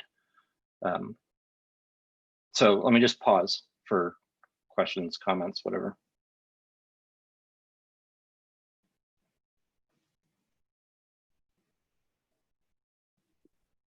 Just like because I work on the high school side and don't understand as much about the university side, how many different systems does each university develop its own system to receive information from Applied Texas, or is there standard software that universities are using to get that information? So across the member institutions, I don't know, I would estimate maybe half a dozen-ish different sort of technology platforms in use. And in that case, there's a lowest common denominator. There's a single way that we're pushing the information around. And in that case, through the National Student Clearinghouse, like we're, you know, kind of like we've talked about with the FAFSA for financial aid, we're using some established mechanisms for transmitting information. One of the big conversations over on that side of the house is that folks would like more flexibility about how they receive it and when, and you know, have less to do to interoperate with the protocol that made sense, you know, 20 years ago. So certainly schools are using different technology packages locally, and every school would have some burden of integration implementation to sort of receive the data source. I think we can do a lot of work to, you know, make it predictable, sort of, you know, fit the same basic format as what they would already be expecting. But schools will have some mapping to do of, you know, when I get this file, here is how I understand it in my own system. So in my mind, I mean, I know the information that's coming from Apply Texas on the admission side is going to a different place in my information system. Right. And information from the FAFSA is going to, you know, tables and forms and that I work with in financial aid. It makes sense to me that if the TASFA data, and maybe some other schools can speak to this, but we enter the information off the TASFA into the same place that information for the FAFSA goes, so that we can calculate an EFC in our information system, and we're Banner School. So every school already has something written to load data from the FAFSA into those fields so that they can calculate an EFC. It would make sense to me that the data should come the TASFA in the same file format, and that would potentially reduce the work on the school's part, as opposed to delivering it in the same format that admissions data comes in, and the school has to create a separate data load script to import that into those same fields. Does anybody else have an opinion on that? Or, I mean, I only have my experience, so. Yes, this is Ines from El Paso Community College, and I do agree with Erin. We are a banner school as well. And I was just thinking about just what you said. If the file comes in through Apply Texas, then how do you pull the information to load it into the banner financial aid tables? And I do agree with you that maybe the file come in just the flat file, or the file how the FAFSAs come in, it would be much easier to load. And I think depending on the other systems that other schools have, one thing we do have in common is we all receive FAFSAs in a certain format. So if we are able or to come up with something that we all receive the TASFA in this format, I think it would be easier for the schools to upload based on what systems you have, because then I agree with you. The Apply Texas goes to the admission side of the house, and I'm not sure on how, they load. I know how I do my loading, but then separating and loading and determining all those factors would come into play. I think for most schools, it's nice that it would be online, but there has to be a way to, for the schools to get that file. I mean, I don't want to be getting Apply Texas information, because that's not my, I don't own that data, and that would be something very hard. My registrar will probably fight me on that one. And I mean, then would she want TASFA information? Right. So let me clarify, and Graham, you might maybe clarify a little better. We're not thinking about using the Apply Texas system as far as the mechanics, and as Graham mentioned, that works differently. I think the thought is developing, like the Apply Texas Counselor Suite is a different tool within the system that is in its individual piece. It does tie application data in there, but we're looking, again, I might articulate it differently, but this would be a separate build, not necessarily through Apply Texas. And going back to procedures, thinking about the transmission of that data, that would be unique and specific to the TASFA within the system. So it's really like, here's where the TASFA is housed. It's available in this Apply Texas Suite system, and as Graham mentioned, there's many different suites in there, with the application suite, the administration suite, the administrator suite, the Apply Texas Counselor Suite. So there's all these different suites. This would be, in my understanding, the TASFA suite, specific and unique for information to go to financial aid. And that just talks about the transmission of financial aid offices. So we are hearing from some of you that you wanted a specific file data, and there's some familiarity in how things are transferred. That gets a little bit more technical and something that's way over my head. But from what I understand, this is a unique piece, not necessarily through the Apply Texas application, but housed in the system. Does that make sense? And did I say that correctly, Graham? Yeah, sorry, I think I made things muddy when I was trying to make things clear. So I mean, when we're talking about similarities and differences from Apply Texas, at the 30,000 foot level, it's fundamentally similar participants and similar activities. As we get more specific, certainly as we're talking about the format, transmission mechanism, and players in the space, it's all unique for financial aid versus for admissions, absolutely. So we would, as just discussed, we would want the format to be similar to other materials that schools are already receiving. The place those files come from would be new. So we would need to figure out, how does that work? How do schools get there? And are we pushing or pulling and whatever that stuff is? Likewise, earlier we talked about the desire for there to be supplemental documents transmitted. Well, that's its own can of worms. So absolutely, we start from the outcome and work our way back. So what do schools need, and how can schools sort of take up this information as easily as possible. So that is similar in spirit to things that are already in the Apply Texas suite, but it is new work, completely new work, because all of the particulars are different here. The players, the information, and how we sort of connect information across schools.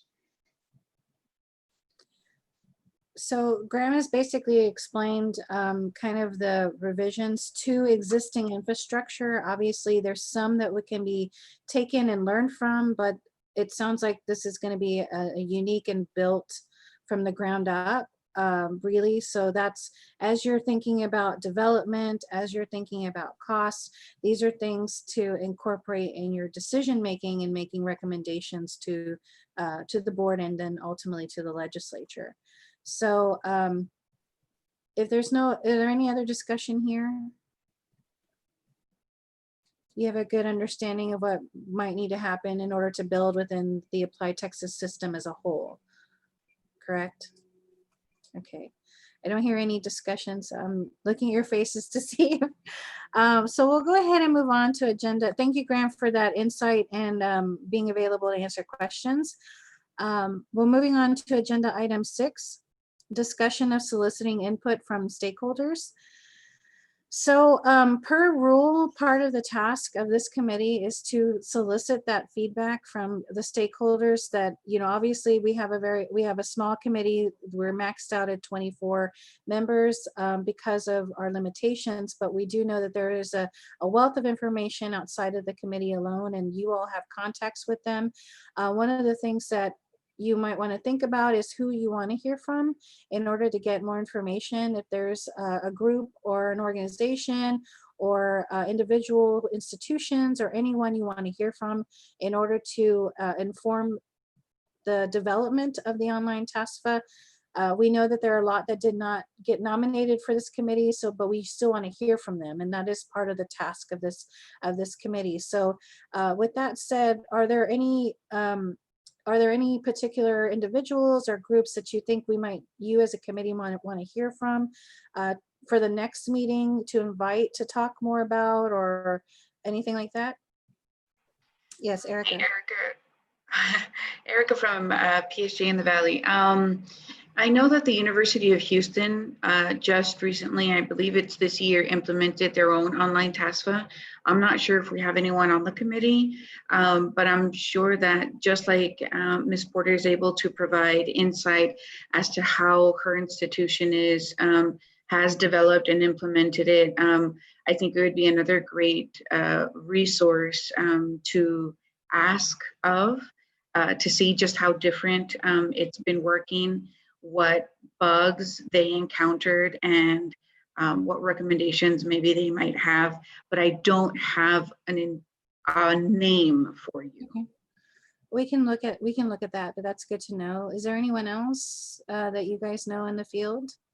Yeah, Erica, they did in Houston, and I can get a name because Texas A&M here in San Antonio also just implemented it, and they worked really closely with Houston to do that. So I'll reach out to Kim, who's the director of student success here, to find out.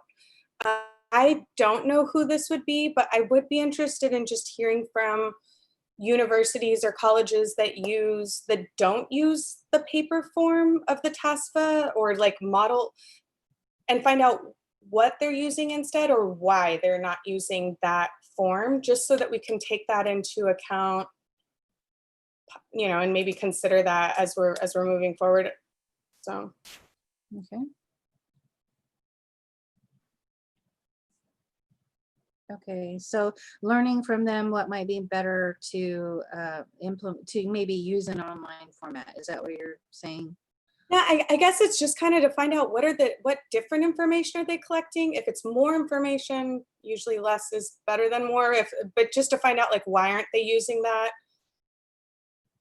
Okay. I would also add maybe gathering a panel of students to see their experience and what they would like to see in the application.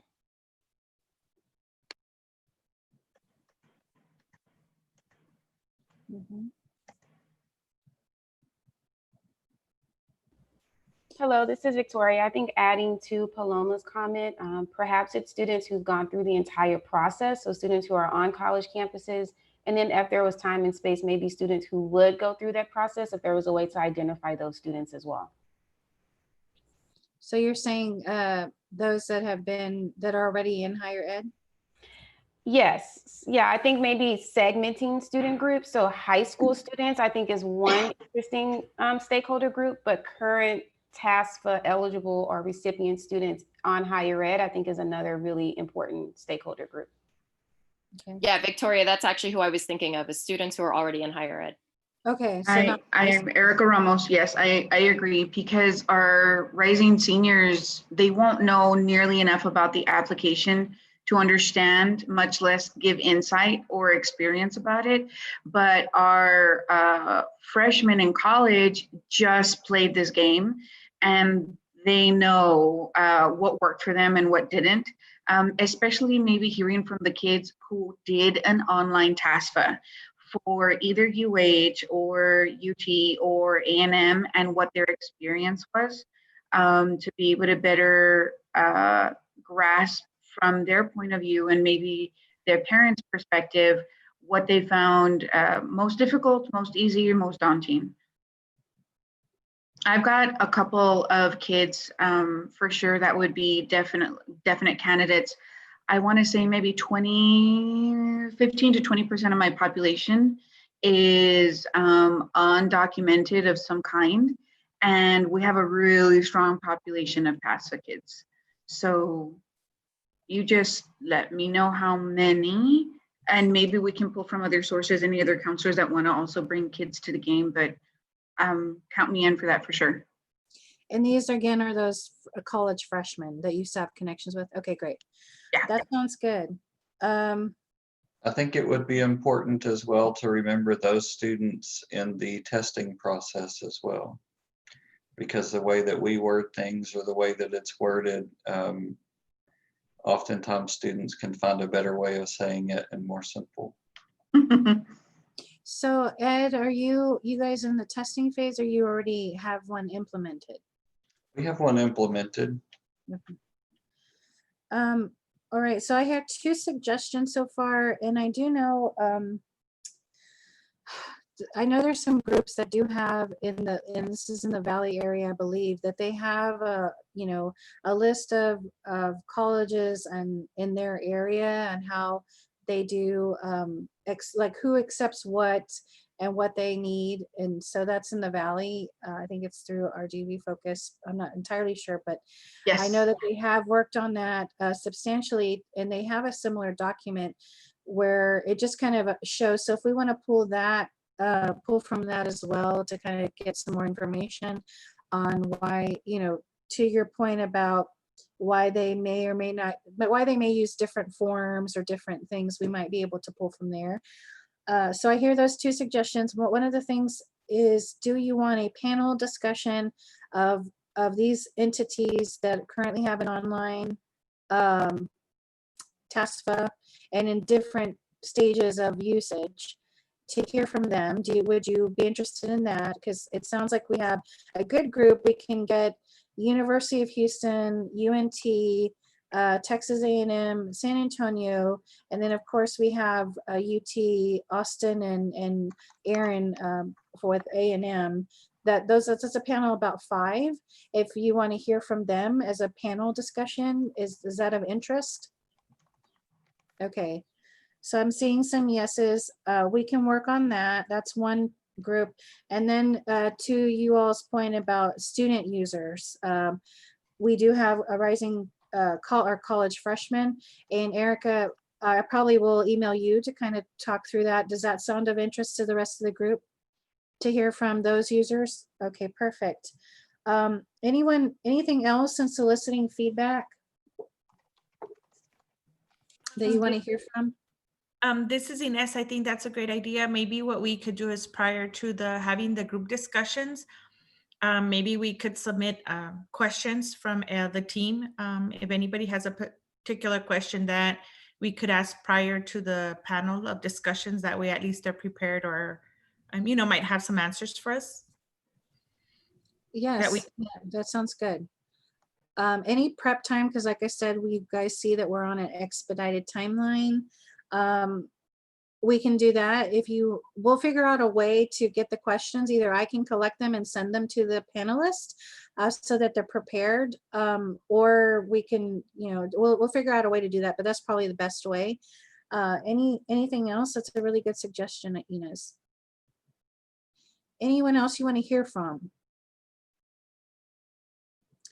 Okay, so we'll work with these. I think this is a good discussion. Based on our timelines and you see that we have these next few months to kind of work on this. Let's see.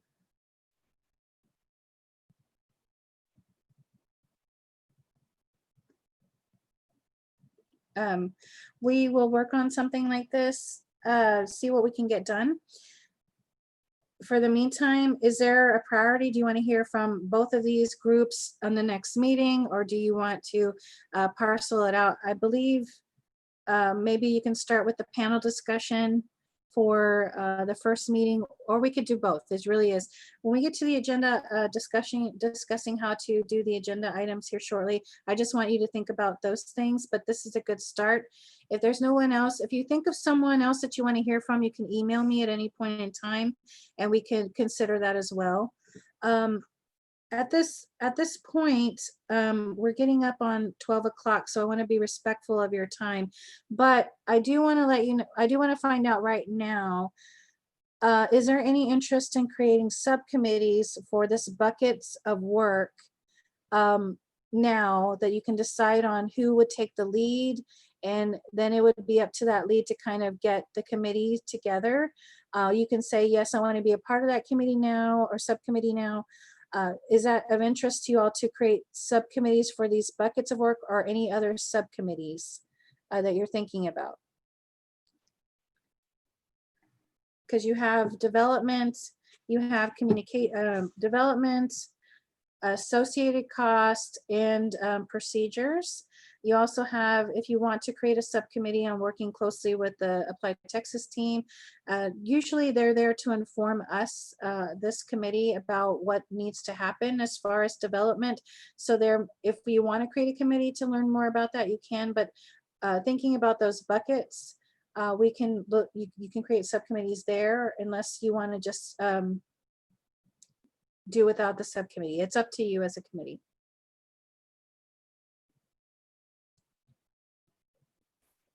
It seems to me like there needs to be subcommittees, but that's my opinion. I would strongly recommend it. But so does anyone want to lead the committee on procedures? And you can call them something else. I was just, per the task of this committee, I thought bucketing, kind of drawing them out in buckets would be helpful, but you can name them whatever you want. If there's a specific piece of the procedures you want to work on, I just thought putting this in those categories would be helpful. So does anyone, do you have any other suggestions in that, or are you okay with those kind of buckets of work? This is Paloma. Can I suggest splitting procedures into procedures on the student side versus procedures on the university side? Mm-hmm. Because those seem like two very different things. Sure, that's a good point. Okay. Okay, so I have that broken up into two subcommittees. Do you feel there's a need for another committee on the development and the cost?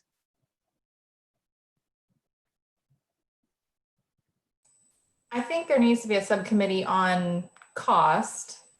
I'm having trouble trying to differentiate between what would be covered in a development subcommittee versus a procedure subcommittee. I think they're going to overlap a lot. I think it would be more like the application development is going to encompass both procedures and technical specifications. So it may be a subcommittee on the student. I don't know. I know this is a. Yeah, I agree. Maybe if you scrap procedure and development and say what the student experience would look like, what the institution experience would look like, what the development team needs to do, but maybe that overlaps. Those two report to what the development needs to do, and then a cost one. Is that? When we built our application, we broke it into, we had an application team and they worked with the developer to build the web application. What are the questions going to look like? What's the skip logic? How does the student get into it? How do they access it? And then we had a team that worked on the processing of the application. So once it's entered, submitted, it's in the database, then what happens? How does that data get extracted? How did it get imported into our system? And then everything that we did after it was imported. So I think that there needs to be two subcommittees that work on those two parts. So do you want to say student application or just application of TASFA online? I think just the application. Okay, application. And then the other subcommittee would be processes. Yeah, application processing. Okay, application processing. Okay, so I agree with that. We just need to make sure that you're covering any procedures, development, and those costs that are associated with each. We'll break it down into those two subcommittees, which would probably streamline a lot of the effort. Do we have leads for either of these subcommittees for the application subcommittee?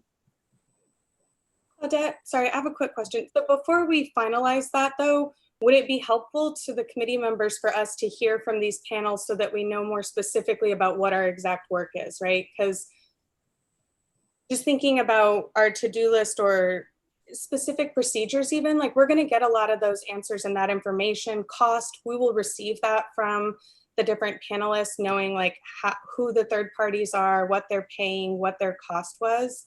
And then maybe that would help us identify a little more clearly what the goal and tasks are of each committee. I don't know. Does Yeah, everyone so maybe going through the list of tasks that we've discussed and split them into committees? Right, that's what I was thinking, because there's a lot. I mean, obviously there's a lot here that needs to be ironed out.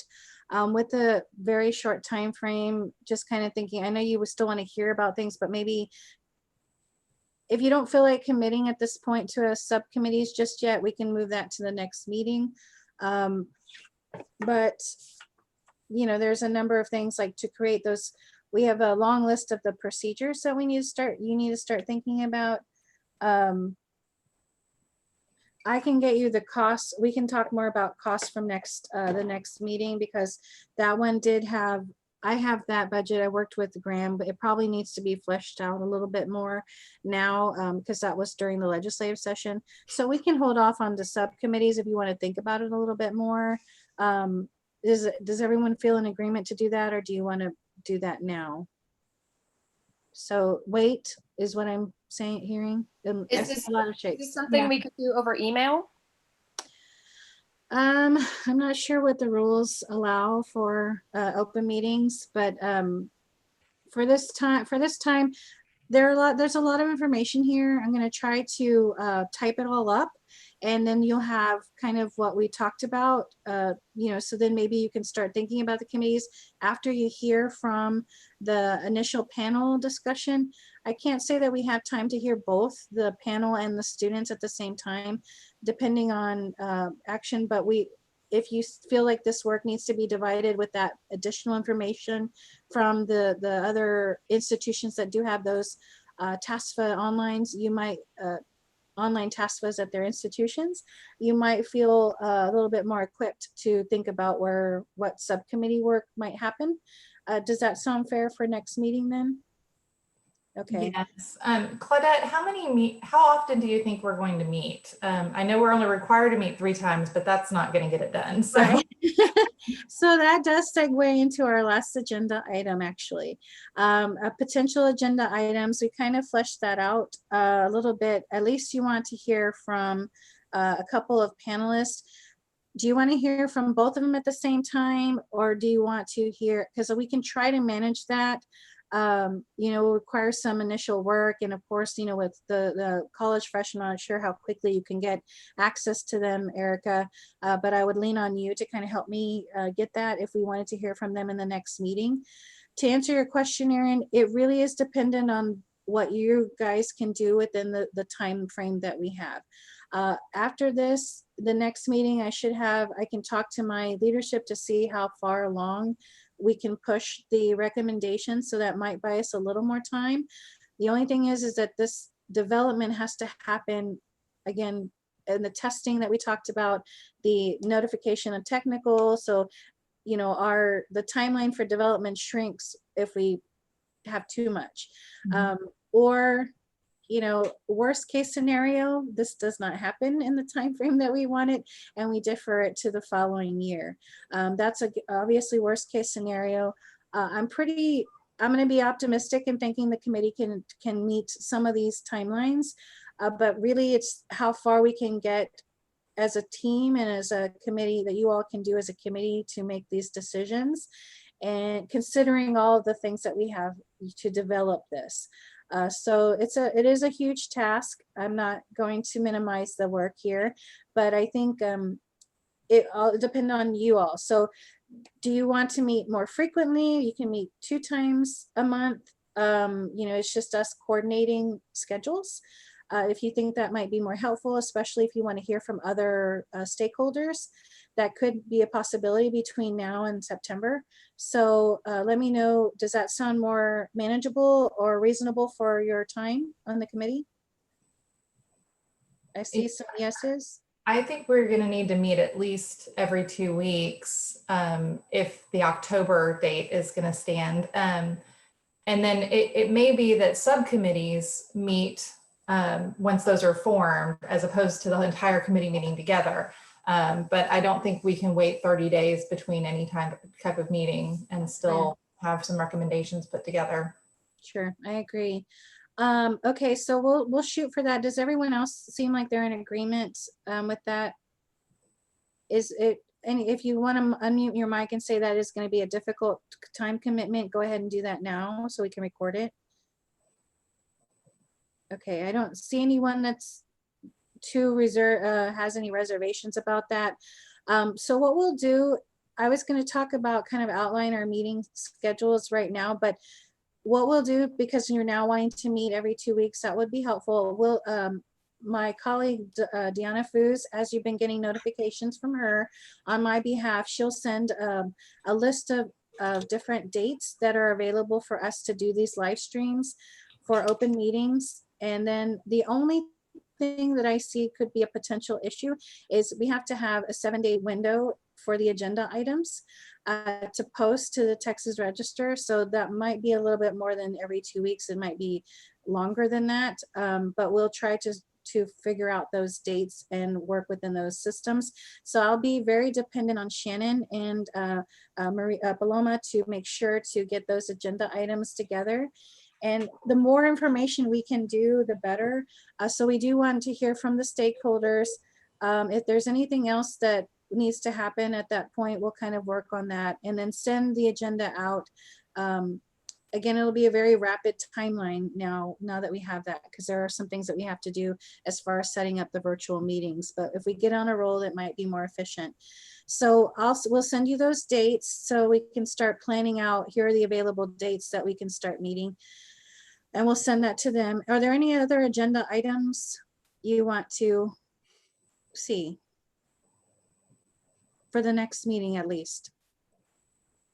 Do we have any limitations on sharing data rather than having panels for the students? Just thinking, if we can't get a hold of as many students, would we be able to show you reports of data, perhaps of surveys that were done of high school students specifically and their experience with TASFA? I work with a local group here in San Antonio that might have some of that. Do you want to go ahead and confirm? I mean, that might be a good option if we don't get a hold of students. Erica from PSJ, Courtney, I agree, but I can call 2 kids right now. I mean, they jokingly call me a whip in my high school because, you know, when I tell the kids jump, their response would be how high. So that I've got kids, no questions there. I will make sure of at least 2 under my belt that I can think of off the top of my head that I work so closely with that would welcome the opportunity to share information.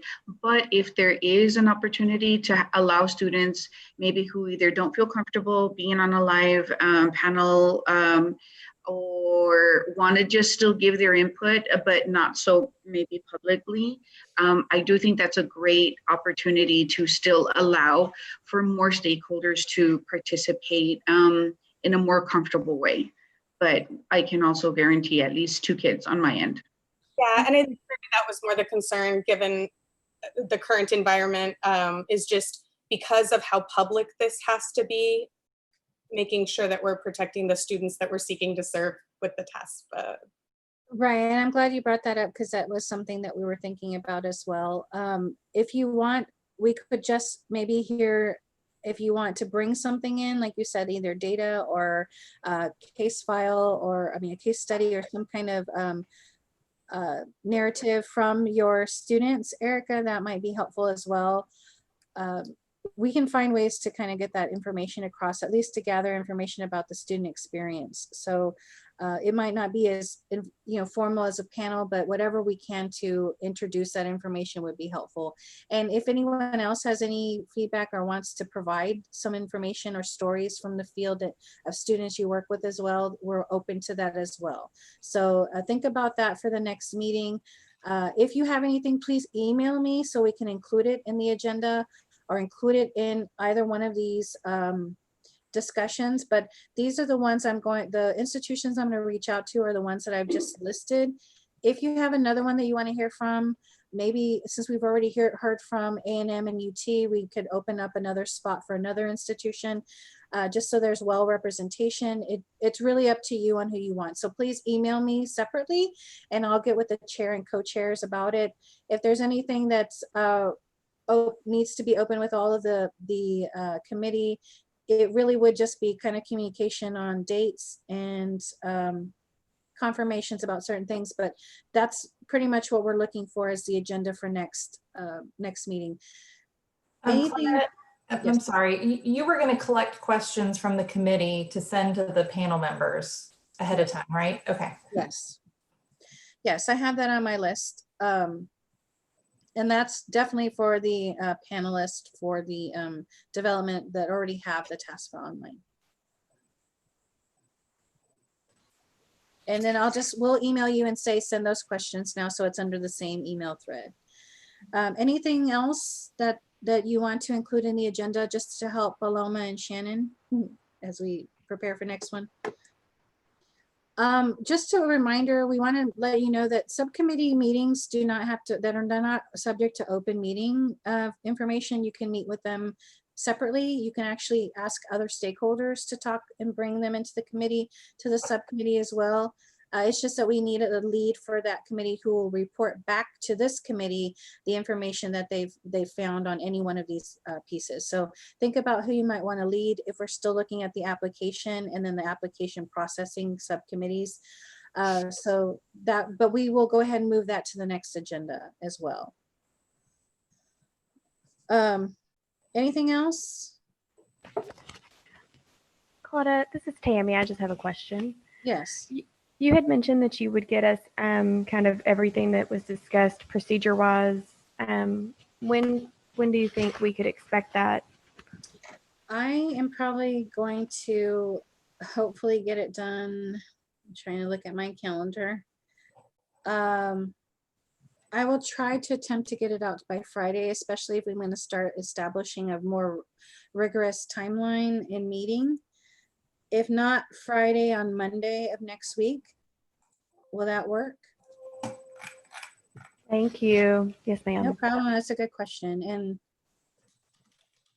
okay, so the latest Monday of next week, I'll get that to you. So you at least see the scope of work. And then Deanna will work with me on getting the times out to you so we can start doing. So be looking out for a number of emails from us to make sure that we can start coordinating a more rapid meeting timeline. Let's see, anything else before we move on to the next item, which is the adjournment? Okay, well, I hope this discussion has been fruitful and that we sort of have some idea about what your roles and responsibilities are. I know that we don't have a lot of, we're looking at soliciting a lot more stakeholder feedback and more information from our technical team with Applied Texas and others. So I hope this is a good start. Anything else before we move to adjourn? Okay, I apologize for keeping you over 17 minutes, but it is now 12:17. I'm going to ask for a motion to adjourn the meeting. Erica from PHA, motion. Motion, okay. Do I hear a second? A second, Erin with Texas A&M University. Aaron is a second. Any last discussion? Hearing none, the meeting is now adjourned at 12:18.